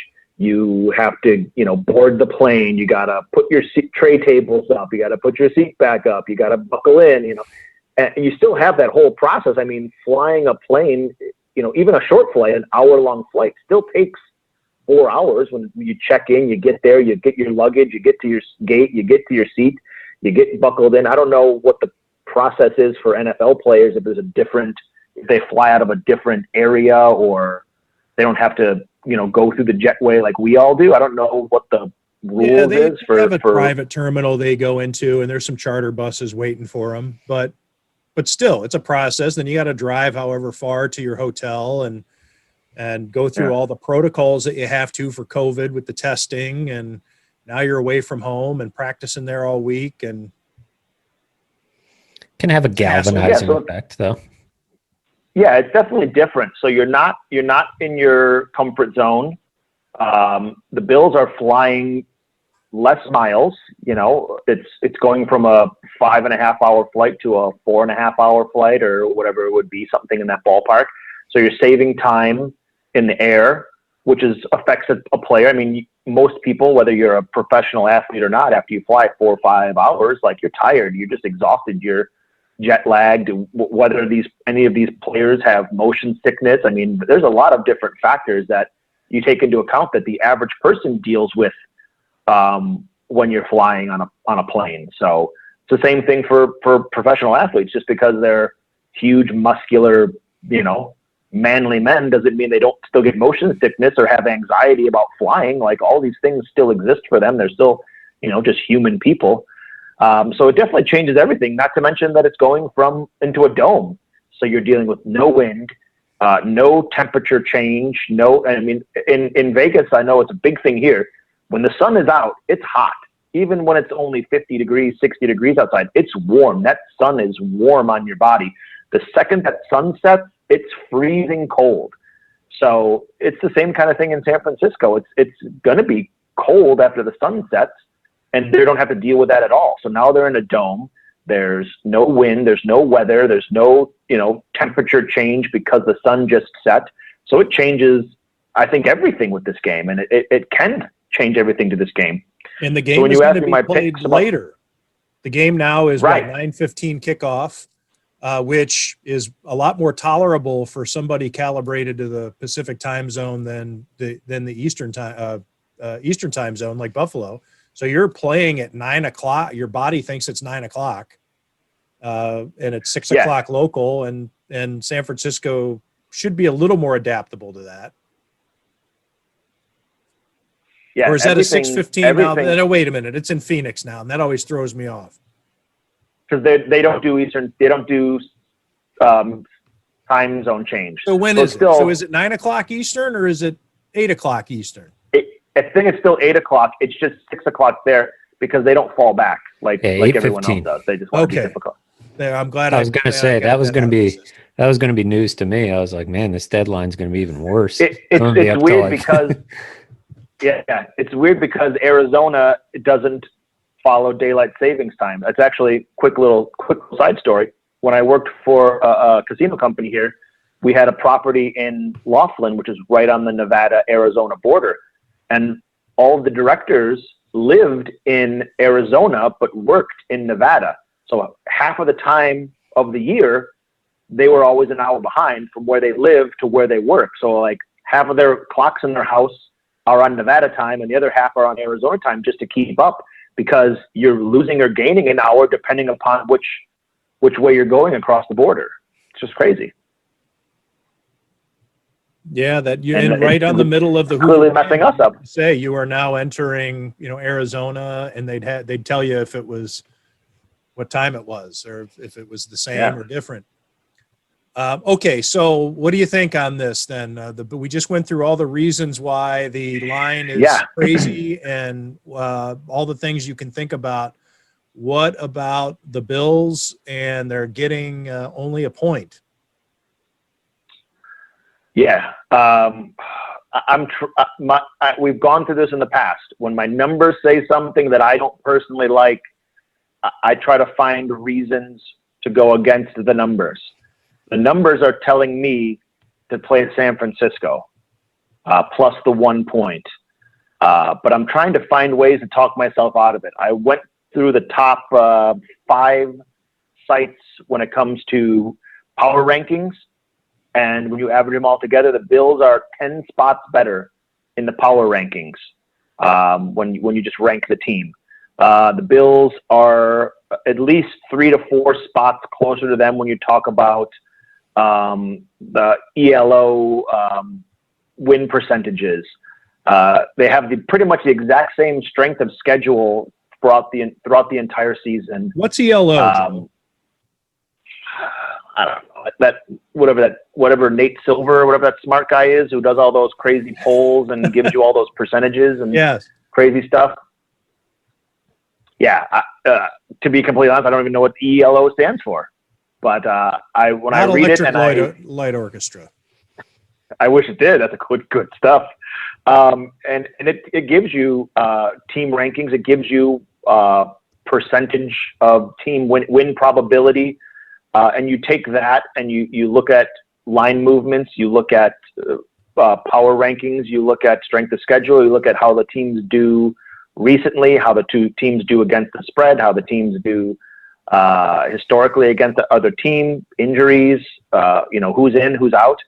And, like I said, it's telling me, the numbers are telling me to take San Francisco plus the 1, but I just don't want to.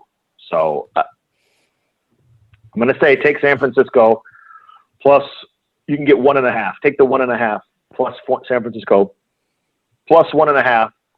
And we're going to go over 47.5. And the reason why I would say over is because of that dome. If they were playing in San Francisco, I would probably lean towards the under. And I don't know how much the number would actually change. Probably not much at all. But I think that weather, the being in the dome, I think it's on pace for like an over type game. All right. Does it matter that the Bills have played in the stadium? Just don't give up a Hail Mary. That's all they seem to do in that stadium. And recently, Hail Marys. Yeah, sure. You go up there and grab it. I don't know how they don't practice this or how they don't realize that they have to put a taller person back there. I mean, historically, when you see teams that have really big, strong receivers, you see them out there on that Hail Mary play. You know, whether that's Gabriel Davis or somebody else, like, you got to put somebody taller out there, because when you see these receivers jumping over our defensive backs to get these Hail Marys, now granted the one against LA last week didn't really matter, but again, it's still, you're supposed to learn from your mistakes. Losing a game with a Hail Mary, you shouldn't do that again. And we didn't lose the game, and it didn't affect the score, but you should have been able to defend that. That should have been something that you really worked on since then. And they might have, but still didn't work. Jordan Poyer went for the interception. One game after Tre'Davious White went for the interception. Both hands right up there. Thumb and the finger right together. That's not batting it down. He was going for the interception. It's like the instinct they have. They probably coach him how often for every other play to do that. Go for the pick, get the turnover, make the big play. And then they're trying to turn their brain off for the last play to bat it down. Clearly it's something's not clicking. Like trying to tell a running back to not run in the end zone when they have a touchdown on the board and just take a knee at the 1 yard line. It's hard to do. You're just doing this thing that you've been doing for decades. You know, these players, granted, they're only 25 to 28 years old. You've been playing for probably 20 years, and you've been really good for that same period of time. Like, I'm sure that, you know, Jordan Poyer was an absolute star in Pop Warner football and high school football and college football. That's why he's in the NFL. So he's been doing this exact same thing for decades, and now you're trying to tell him on one play to don't do what you've always done. It's hard, but you better figure it out before we lose in a playoff game with a Hail Mary or something. So, again, chalk it up to a learning. Joe, you go over. But if the Chargers score, you don't cover. That's true. Unless Anthony Lynn sent out that field goal. I thought about that. Yeah. That wouldn't have done it, though, right? That wouldn't have quite gotten to the over. The field goal would have been perfect. I don't know if it would have gone over with the field goal, but the touchdown would have put it over. The total was 53. That would have got you to 50. Oh, okay. So, yeah, touchdown would have gotten you to over, but not the spread. That's true. I was happy with the Bills covering the spread and winning by 10. It just probably gives them a little bit more momentum going into the next game, that they stopped them on the 1 yard line with the last play of the game. Like, that's a great way to finish a game, you know, I think. So I think that's good. I still personally like the Bills. I think they can win. But like I said, when I go against the numbers, I usually go wrong. So I'm going to go with the numbers. I'm going to say San Francisco and hope that I lose that bet. But I said I'll also like the over. Got a couple bonus plays for this week. We're going to go with the Chicago Bears -3 hosting the Detroit Lions. All right. So Pittsburgh Steelers are -7.5. Some books you can still buy a half a point on a key number. So I'm going to do that. So put that as a little asterisk on your notepad.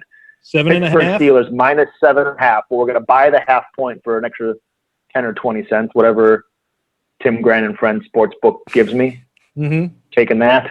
I'll check with CTBK on this. Yeah, CTBK Sportsbook. Ask your director how much I can get down on. I'm buying a half a point to a 7. And Green Bay -8.5. 3 bonus picks.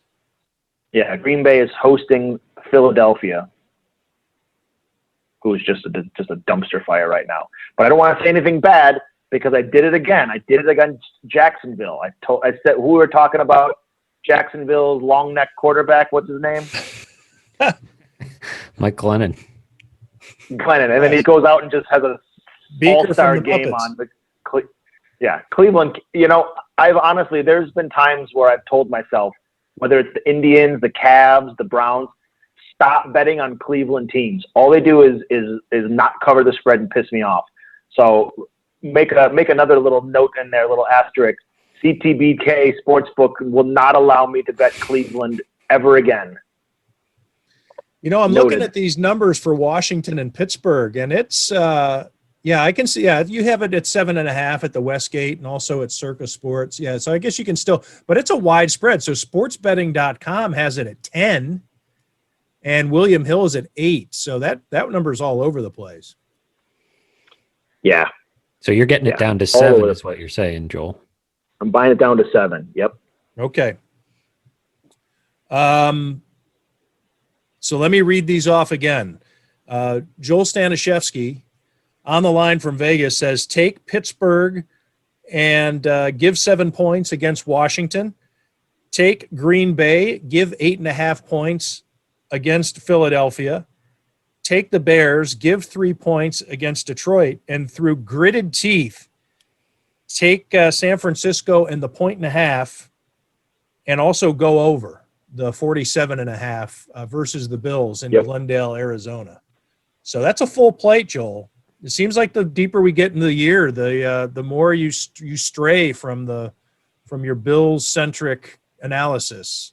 You're feeling it. Yeah. He's a hungry boy. Yeah. All these wins. Exactly.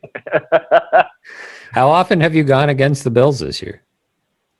I have not bet against them this year at all. I've bet on them a couple times. I've given the picks to you what I think, but I've yet to bet against them. I might, just not this week. I think that the Bills can win. I hope that they can win if they play. If they can stop. I mean, if you look at quarterback comparisons, Nick Mullins to compare to Josh Allen, he's head and shoulders above. We did not do well blocking one Bosa. I don't know if the other one's even playing. He's not. He's out for the year. Okay, good. Luckily. I like that. Good. Practically their whole team's out for the year. Seems like. Yeah, not that I want people to be injured and hurt, with the exception of Tom Brady. But yeah, I think the Bills should win. And again, I'm giving you that bet based upon the numbers. My heart says take the Bills, but my pocketbook says San Francisco plus 1.5. You carry around a pocketbook, do you? Pocketbook. It just sounds good, right? Yeah. I keep my charge cards in my pocketbook. In your fanny pack. That's where I always bet with my fanny pack. I do actually have a fanny pack. I love it. It's great. I keep everything in there. Put it over my shoulder. It looks cool. All the cool kids are doing it. Every punk rocker needs a fanny pack. You're not I got so much stuff in there. Fanny pack. So much stuff in there, Hey, Joel, thanks for the picks as always. And we'll see how you do. Hopefully I don't have to talk with the CTBK bookie about rescinding any of these wagers, but I think that you're such a good client and you are a great F of TGAF that if anything weird comes up, I'll make sure that we get him taken off the board. Sounds good. I appreciate that. I'll give you a nice tip to the director. Under the table, of course, though, because you're not supposed to do that. Directors aren't supposed to be taking tips. Nope, you shouldn't have said that on. You're supposed to say that off the record. Yeah, of course. Meet me over there where the cameras don't see you. Right by the men's room. Over near the water in your basement. I've had a couple men's room tips in my days. That might sound like a weird statement to make, but I've had a couple of players that say, "Hey, meet me in the bathroom," and I'm like, "This is a little weird, but okay." And then, boom, $1,000 in my pocket. Bring your pocketbook. Okay, I'll take that. Hey, right in the fanny pack. Boom, $100, $1,000. No one's saying anything. Take your name tag off so the camera doesn't see you as you walk into the bathroom. Hey, Joe, we'll talk to you next week. Thank you. All right, take care, guys.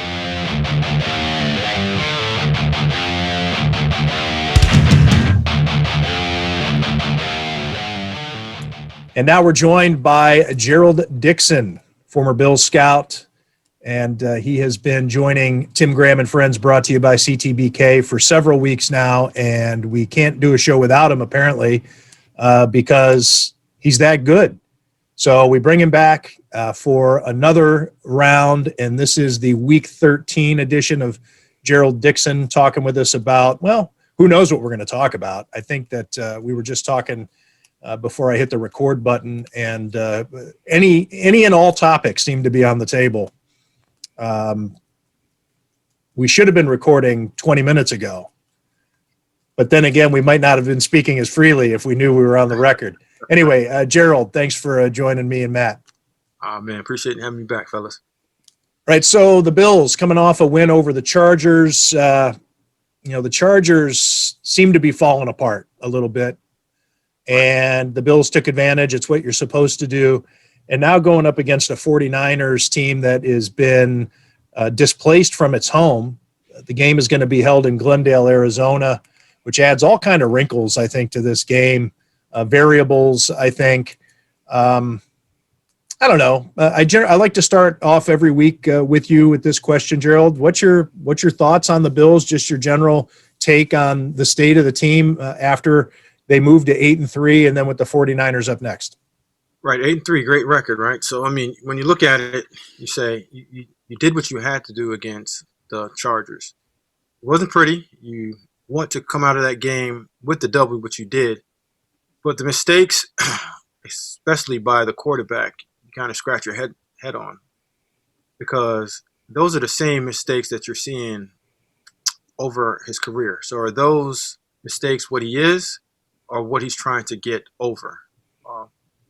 And the case of what in particular? Let's maybe we'll take them step by step here. What specifically jumped out at you?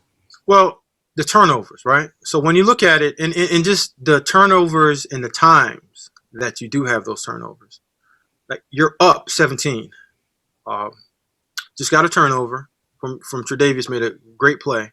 Now it's time to put the team away. So in your mind, you're saying, okay, I'm getting my team 3 points for touchdown, nothing else. So that's your mindset. So aggressive, yes, you have to be, but you also have to be cautious with that football, because the most important thing in the whole entire building is that football. So to chuck it to the cornerback, which you spun the ball in front of after you scored your first touchdown, to give it right back to him, to me, that's a couple of decisions that you can't make. And those are the couple of issues that you can have moving forward if you're considering yourself to be a playoff caliber team to go deep into the playoff. You quarterback center exchange. Regardless of whose fault it is, you're going in to score again. You get on that ball and you play the next down. Almost had a turnover in the red zone again, but they called the incomplete pass when he got spun around and almost got hurt. That was actually a run, right? So at some point in your head, you got to say, you know what? Even though I can run the ball, I'm going to give this ball to the running back and read it properly. Unless that defensive end comes screaming down the edge, that's the only time that you should truly pull it in a zone read concept. So how many times can we remember, at least twice, maybe it was even more than that, where he threw the ball away to avoid a sack, and when Brett Favre does it and he completes the pass, or Patrick Mahomes, or even Josh Allen, he's done it here or there. It's a fun play and everybody goes nuts, and or at least the broadcasters do. There are no fans really to go nuts, but I bet you the sideline goes bonkers. But just a hair or getting spun, or the defender having his hand on your sleeve or whatever it is, and that thing's picked off. right. Or it's a fumble because it doesn't go forward, or like we saw with the Joey Bosa play, he was just trying to get rid of it, and it came a hair away from being considered a fumble. It was ruled a fumble on the field. That's he seems to be getting reckless, even when it doesn't bear out to be a turnover. You're holding your breath. Right. And like I said, 2 years ago, you can say, yeah, you know what, young guy, but you've played enough snaps. You understand the importance of your play to the team. You understand that if you don't play and you can't get it back out there because you got spun around and your leg gets caught in the ground, yeah, that team goes now to Matt Barkley. All right. Good backup, but not the same player. So now you go from a budding team that's going to the playoff, making a deep run, to looking forward to next year. So it's just calculated decision that you got to have at that position that I get troubled and worried about when he does some of the careless acts. And then after the game, he says the same thing. At some point, even like the guy in Philadelphia, you got to say, okay, good. I like the way the song is going, but I typically knows how it ends. You're telling me that you're sorry. You're not going to do it again, but it seems like this record stays on repeat. That's one thing. And Matt, I'm having trouble. Who's the Sabres player that kind of got ran out of town? He was a captain, wasn't he? Maybe not. Ryan O'Reilly. Was it Ryan O'Reilly, or was it somebody else who just after every game kept saying, "Yeah, kept blaming himself. We got to be better as a team. I got to be better." And after people were like, "Would you shut up and just fix it?" Well, the Sabres were losing at that time. the Bills are winning. So, and everybody loves Josh Allen. Of course, the fans can't do enough to ingratiate themselves to Josh Allen under any circumstance, both on the field or off the field. They just want Josh Allen to love us so badly that, it seems like people don't notice that he is saying the same things after every game. I can't do that. I can't put our team in that situation. I take the blame, which sounds nice, but yeah, it becomes, it's gotten old already. And he is the guy now. He is the quarterback moving forward. Put that to rest. Now it's taking the next step of, okay, taking care of your team and your players. Like it's on you. We all understand that it's on you. The defense gets the ball back to you. Take care of it. Either punt it, and the punter was having an excellent day of bombing the ball. Right? At worst, just punt it and put the defense back on the field. That was doing an incredible job on. What did you like, Gerald? They're 8-3, and here we are ragging on the quarterback a little bit. But no, see, I think that's where you get. I'm not ragging, right? Because when you get to a place of all right, let me take that word back. I was saying it kind of facetiously, like we're all doing it here. Yeah, he's having a great season. Right, no doubt about it. But the thing that we decided to talk about would be perceived by fans listening to this as negative and maybe nitpicking. But if you want to be great, you're supposed to be able. You got to nitpick. There you go. And that's one of my. That's just who I am. I'm trying to be as close as I can to perfect as possible. And if you're trying to get to Super Bowls, all right, or playoffs or whatever you're trying to get rid of all the negative plays. You can't hurt yourself trying to win games, right? Because NFL's too good. Just like you see week in and week out, there's double-digit leads, and somehow, some way, the other team finds their way back into it. And it's not because the defense can't stop teams, right? Because the offense is going to get another possession too. It's turnovers usually, right? And inside of their red zone, or just mindless plays at the most inopportune time that gives a team momentum. And then they go down and they score. And before you know it, it's a 3-point game. And you're worrying about another Hail Mary again. Instead of just taking care of the ball, putting the ball in the playmaker's hands, and just getting through the game and just play a clean game. You don't have to be the MVP every single week. You just have to be consistent playing well. I guess before we move on to the things that you're most impressed by, Gerald, I'll bring up a point that I made on Monday's podcast with Tyler Dunn.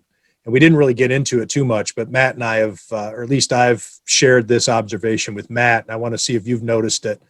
There seems to be a point in some games where Josh Allen starts laughing when he's on the field because he's having so much fun. And I think it's almost as though it seems to me like he's starting to think, look how easy this is. Look how much fun we're having. And then I can predict, and I did. I sent Matt a text. I said, he's laughing. Here it comes. Here comes some disaster. Now he ends up running for a touchdown, but he nearly threw an interception, either a play or two before. Right. And he ends up spinning the ball because he's feeling a little too much. And yeah, we saw the mic'd up segment and McDermott says, yeah, I love it. And whatever. But I've noticed it in games before when he starts like, oh man, like he almost threw an interception against the Jets, overthrew Stephon Diggs, I think in the opener. And he's laughing like, I can't believe I missed you, man. Ha ha ha. And then 2 plays later fumbles and the Jets are getting it going the other way. There seems to be a different demeanor that he has when he's really on. He's serious and he seems locked in, as Matt used the phrase.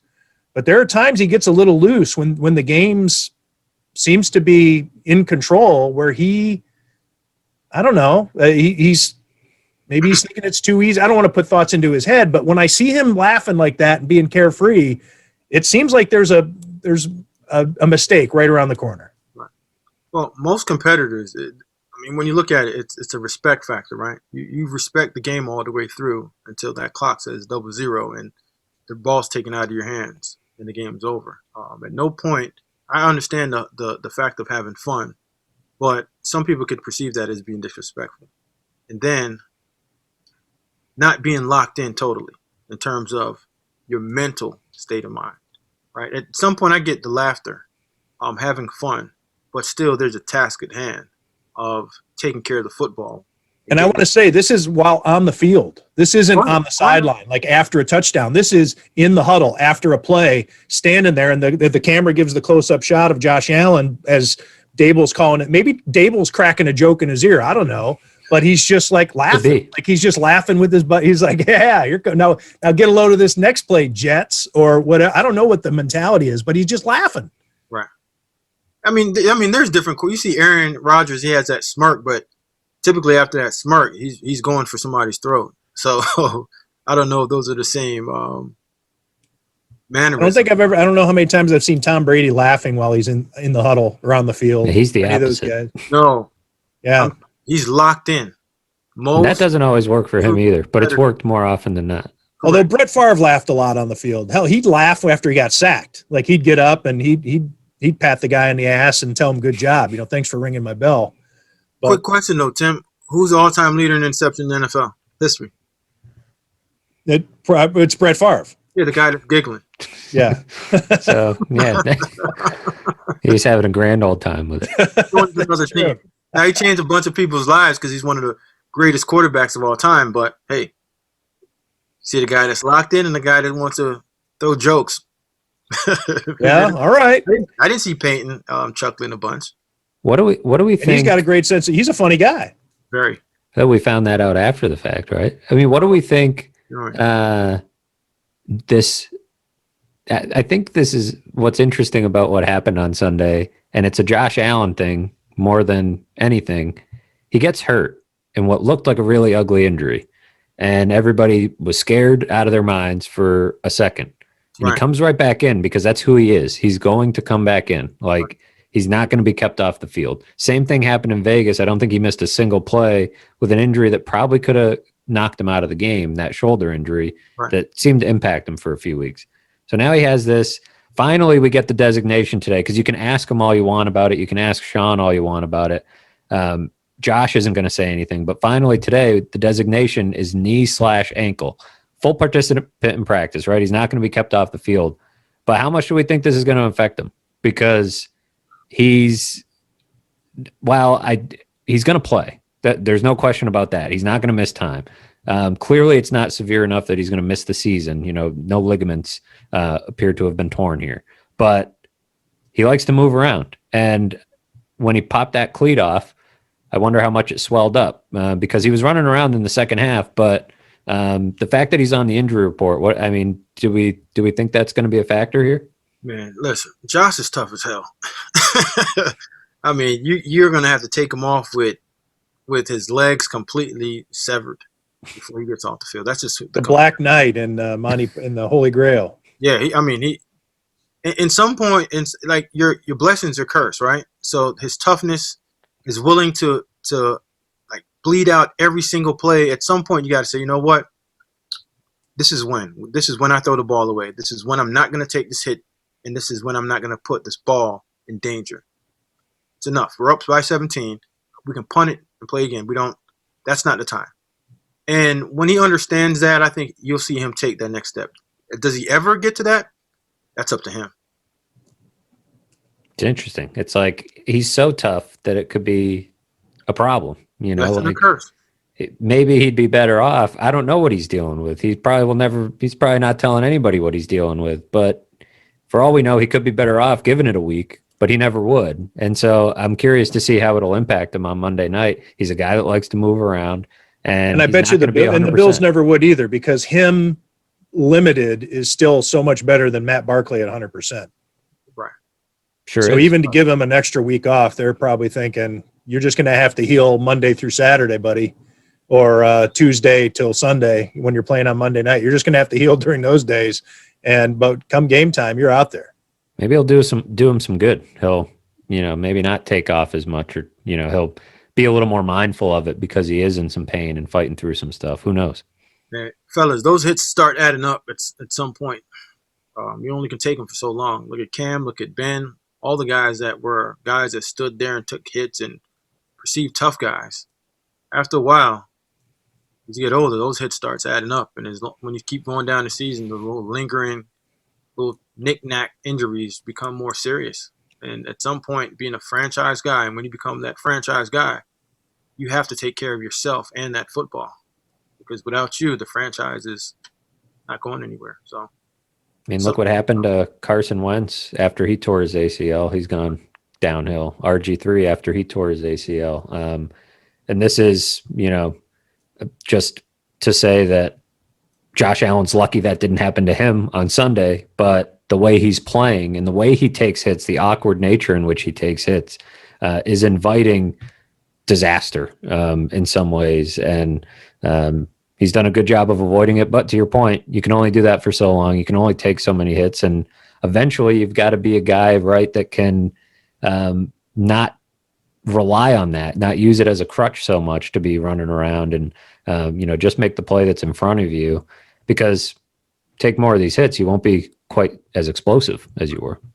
Just respecting the game, respecting your opponent that you're playing against. That at any point that it could be taken away from you. So you try your best not to put yourself in that situation. And again, the older you get, the more respect you gain for the game. But when you're young, big, strong, fast, feel like you can conquer the world, sometimes you take those chances. And typically you see young people make young mistakes. So what are you most excited about when you watch the Bills, and especially over the last couple of weeks? What do you like? You know what? Here goes one of the most underrated players on the Bills. I don't think people pay attention to. Gabe Davis. He's probably the best blocker out of, including the tight ends. I mean, they put him in some situations where he's blocking the defensive end, the strong side linebackers, and he does a heck of a job. Even in pass protection, at some point you see him. How unusual is that for a rookie receiver to be that good of a blocker? Robert Woods, they talked about how good of a blocker he was right away. Right. But and for Woods, it's just because of just his mentality and his temperament to the game. He's just tough as hell.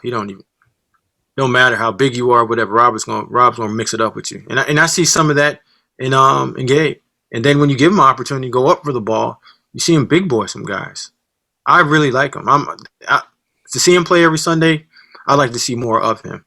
And then just Steph Diggs, just how easy he makes the game look, and for Josh. I think that 1-2 combination looks pretty good. The most disappointing thing on Sunday was the offensive line, especially Deion Dawkins protecting against Bosa, but Bosa's a different animal. were most of those Dawkins or Darrell Williams had Bosa a couple of times too, right? He went up and down the line, whoever wanted it. Yeah. If it was, I'm talking about the sacks in particular. Dawkins had 2 penalties. 2 penalties, but he got a sack on Deion. He came over top of Winters, got one there too. And he went over there in Darrell and got some taste of that too. I mean, he just went up and down and just – it was Thanksgiving weekend, man. He ate everybody.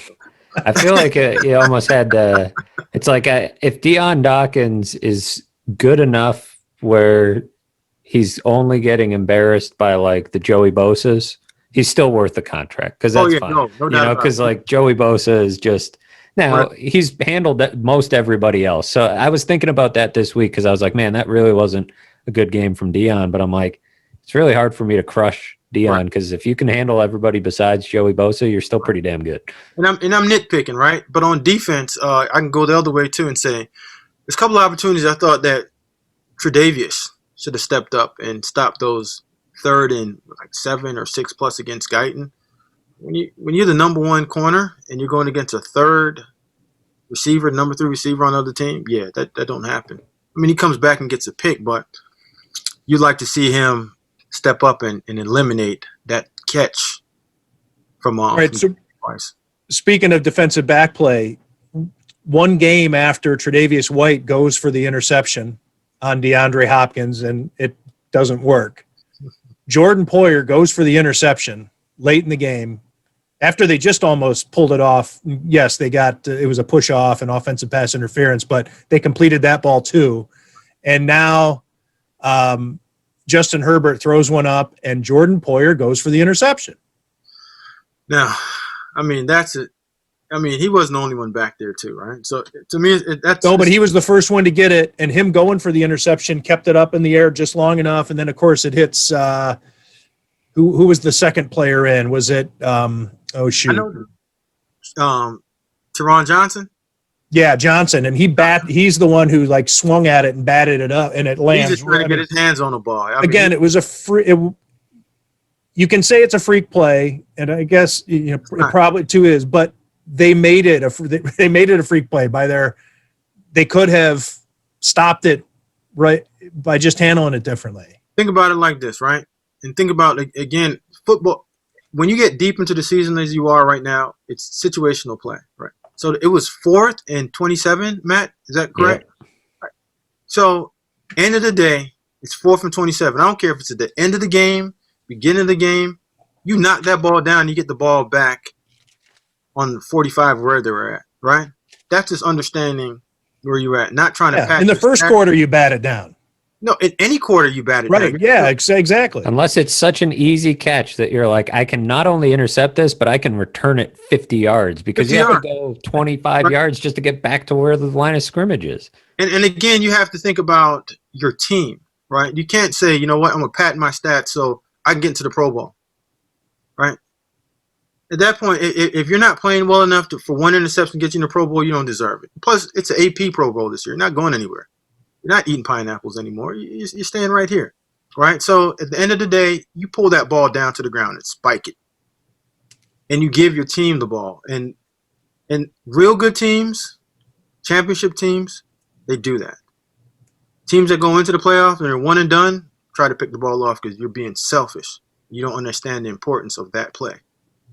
Closer game, you lose. I wanted to ask you about this because you know the player, one of the players so well, is Matt Milano, and he's about to come back. AJ Klein, having played as well as he has, and Tremaine Edmonds coming back alive. What do you see the dynamic there at linebacker at now that Matt Milano is healthy, getting plugged back in there? Whew. Now that's going to be, how do you take a guy out that I know that I said wasn't going to win Defensive Player of the Week 2 weekends ago, right? I thought you won it against Seattle, and then he comes back and win it this week. It's going to be tough because he's a better blitzer than Milano, but Milano's such a good athlete that you can put him in space. And a couple of the plays that AJ did make on Sunday, like the checkdowns against Eckler when he was in space and missed a tackle, I think Milano gets there faster. So it's really, you have two guys that you can now divvy up time with, depending on what you want to do. And you don't truly have to go to sub packages every single time that they go to 11 personnel because Milano can do some of the stuff that T. Johnson can do as well. So I think both of those guys split time. You don't want to put Milano back out there full go, just coming back out for IR. So you slowly work him in there. But I know that defense, they want that linebacker opposite from Tremaine to be a very good blitzer, a la what Thomas Davis and Luke Kuechly were to each other down in Carolina. So your look ahead to San Francisco, obviously a team that runs the ball pretty well and defensively solid, both against the pass and against the run, of course, and the caveat being when healthy because they've had so many injuries. But how do you see this game shaping up Monday night? Well, I mean, adverse times, right, for San Francisco. You want to see how they're gonna come through, but I'm gonna speak on the Buffalo's point of view. You're sitting there and you're ready for this stretch run, and it's Monday Night Football. You're back on primetime football. You're now trying to show the world that you have arrived. So you want to go out there and put a stop to that run game. Now, Kyle Shanahan is one of the most creative play callers in terms of running the football and having play action pass off of the run. So those linebackers, like we said against the Rams, and even defensive backs, there's a couple of times you've seen Tre'Davious putting his eyes in the backfield. You got to have very good eye discipline this week because not only can you give up 150 or 200 yards against San Francisco, you can also give up 350 yards in the pass game. So discipline and the guys up front setting the tone and getting a new line of scrimmage. You saw the young boy, 91, Ed Oliver. He made a couple of plays in there. He's been hit or miss. Last week he hit a little bit more than he missed. I think he's finding his way. I think he's somewhat now a little bit more healthier than he was earlier on in the season because I haven't seen him on many of the injury reports. So you can see his game and you can see the juice and the explosiveness that you saw in college coming to the NFL game now. Because what do you have? 1.5 sack or 1 sack last week and a couple of QB hits. Couple Couple dumb bad penalties too but to balance them out. I mean, when you play like that and you're a little guy, sometimes you're going to get those. And if you can get a penalty there, but 2.5 or 1.5 sacks, that kind of washes it out. But at least he's playing aggressive, and you're seeing him show up now in the stat sheet. Usually before, you have to ask yourself, was he inactive? Because he just disappeared. So at least he's playing well. And you see the linebackers now coming downhill and making plays. So that defense is coming together a little bit better. Now, going against San Francisco, you'll see if they are really good against the run, as numbers are saying in the last couple of weeks, trending in the right direction. Hey, Gerald, one thing I wanted to ask you was whether or not you knew that Shampo, Travis, Besaw, and Kirshner is a leading accounting firm with a growing team of accountants and business consultants with roots in Amherst. Did you know that? Absolutely not, but I love it, though. What a great plug. Did you know that CTBK pairs every project with a focus on human connection between its team and the client?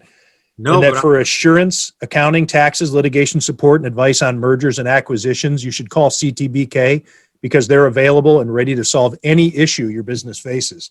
So, Gerald, for a consultation or to request a quote, call 716-630-2400.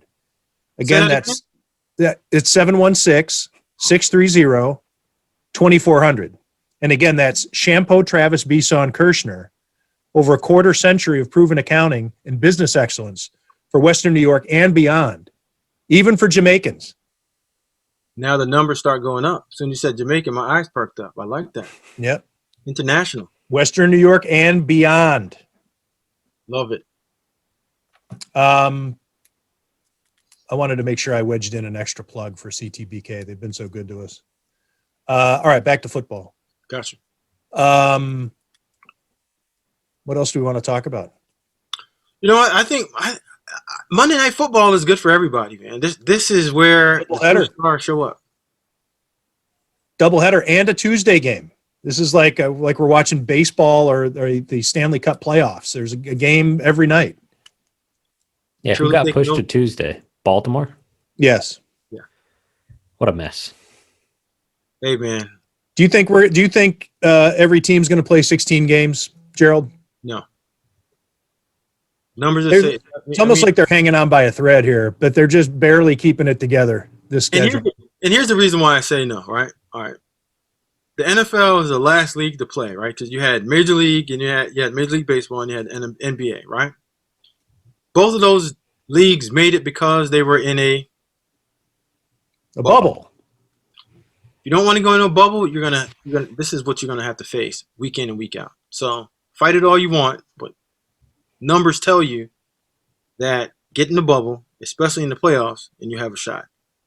When you get in the playoffs and this happens, what's next? Does the team have to forfeit? It'd be embarrassing. Like what happened to Denver the other day, the triple option team, rolling that out? Come on, one man. pass the entire game? Or no, one completion the entire game. It's bad football. Yeah, what happens if what happens to Baltimore happens in the wild card round? It's bad football. They kicking that game down the road and trying to readjust the following week's schedule. I think they're going to get 16 in because I just think they don't care. I just think they're ramrodding their way through it, and that's what this weekend taught me is they do not care. Like they will make a team play with a practice squad wide receiver at quarterback because that's how little they care. They'll play a game on a freaking Wednesday afternoon because they just don't care. Like, so I don't know if this is a question I would love to hear answered by the league. If not those two situations, what is the cutoff to cancel a game? What is it?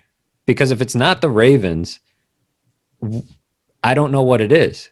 They had almost 20 guys on the COVID list. Right. So if they're not going to cancel it for that, if they're going to make a team play, they're not even going to postpone the game. They're going to make a team play with their practice squad wide receiver and treat it as a feel-good story. Look at this guy.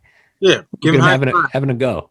Like, I don't know. If they're not going to do it, then they're just not going to do it. I don't know. They're just going to play. And yeah, maybe we'll get to the playoffs and something stupid will happen. Like, What I don't happens know. if you get to the playoffs and it's Kansas City versus let's say the Bills versus Kansas City, right? And three-quarters of the Kansas City team's not there, and they roll out Sammy Watkins at quarterback, right? With Chris Jones at tight end. Right. I mean, are you gonna watch that game? And who's gonna Somebody will. Yeah. Are you gonna take that Super Bowl seriously? Priest Holmes at running back. Jake they'll Kumaro be- will be playing quarterback for the Bills against Sammy Watkins. Right. Joe Licata. Maybe Joe Licata will be out there. He better get loose. No, you can't be on the team. You can't pass the COVID Oh, test. that's right. Yeah, he's got to be on the Can't do team. it. Well, they got to get him now. Well, they Yeah. have to. Yeah. No, They'll have Jake Fromm. They're Yeah. good. They got Houston County's finest. Jake's the guy.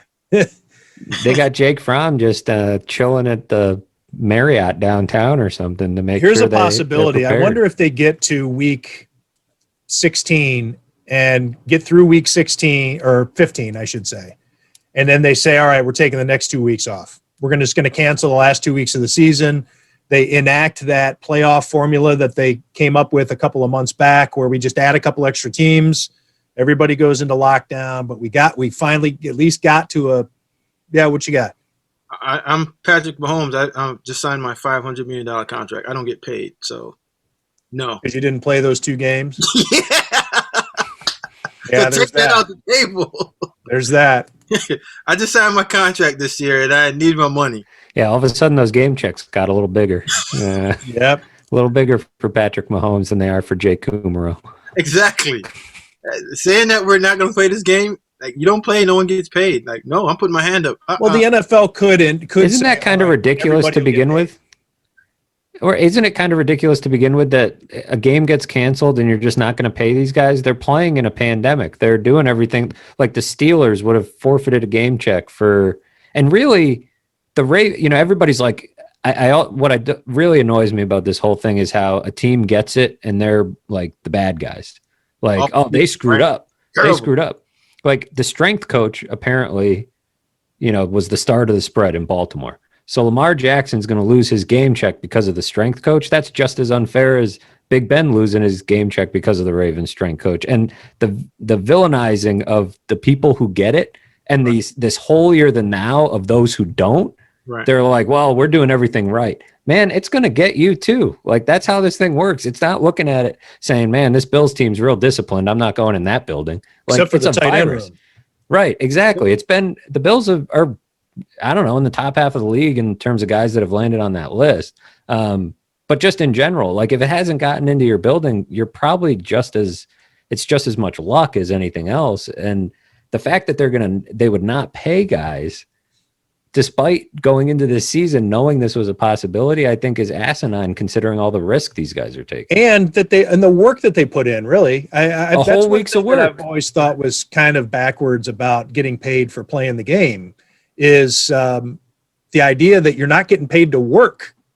The work is done Monday through Saturday or whatever. Monday that's why guys don't like practice. Friday. That's why guys don't like practicing. Right. You practice. Maybe they got to change it to you got to be on the roster or whatever for 4 days out of the 7 to get paid, as opposed to you play the game then you get paid, because these guys are practicing, the Steelers, and they had the one game earlier where they practiced whatever it was while they were waiting on, what team was it? Tennessee. Yeah, Tennessee. That's right. And they're practicing, and then all of a sudden it's like, oh, by the way, this is your bye week. It's like, well, shit. I just spent my bye week practicing. I don't get to go home and be with my family. I just Right. That'd be like tell me after the fact that I was on my bye week. That'd be at the end of a week. They'd be at the end of a work week, Tim. We file all these stories and do all this work, and somebody's like, by the way, that was your PTO. Yeah, that's right. You're on vacation this week. It's like my man Bubba Chuck said. Hey, practice. We talking about practice, man. All right, Gerald, I'm going to let you go. I appreciate you joining us on your son's birthday. Is he tucked in bed or is he? No, we got to go see the Minions down the street. Pops was waiting on me. Okay, get going, man. Get going. I didn't know we were dragging this out for you. Sorry about that. And then the girl's birthday is coming up. Girls' birthday are coming up on the 7th. So. All right. Well, enjoy the minions. Right. And we are Gerald Dixon minions. No. Matt Fairburn and I. No. Not Jonah though. He doesn't like you.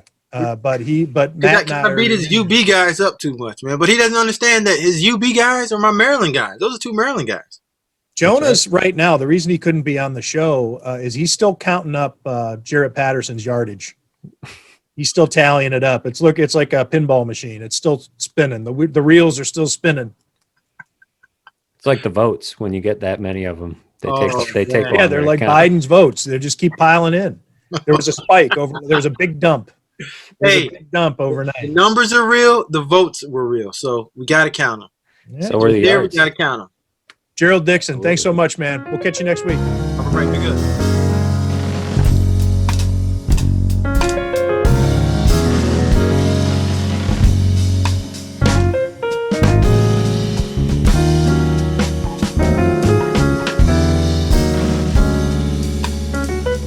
Thank you.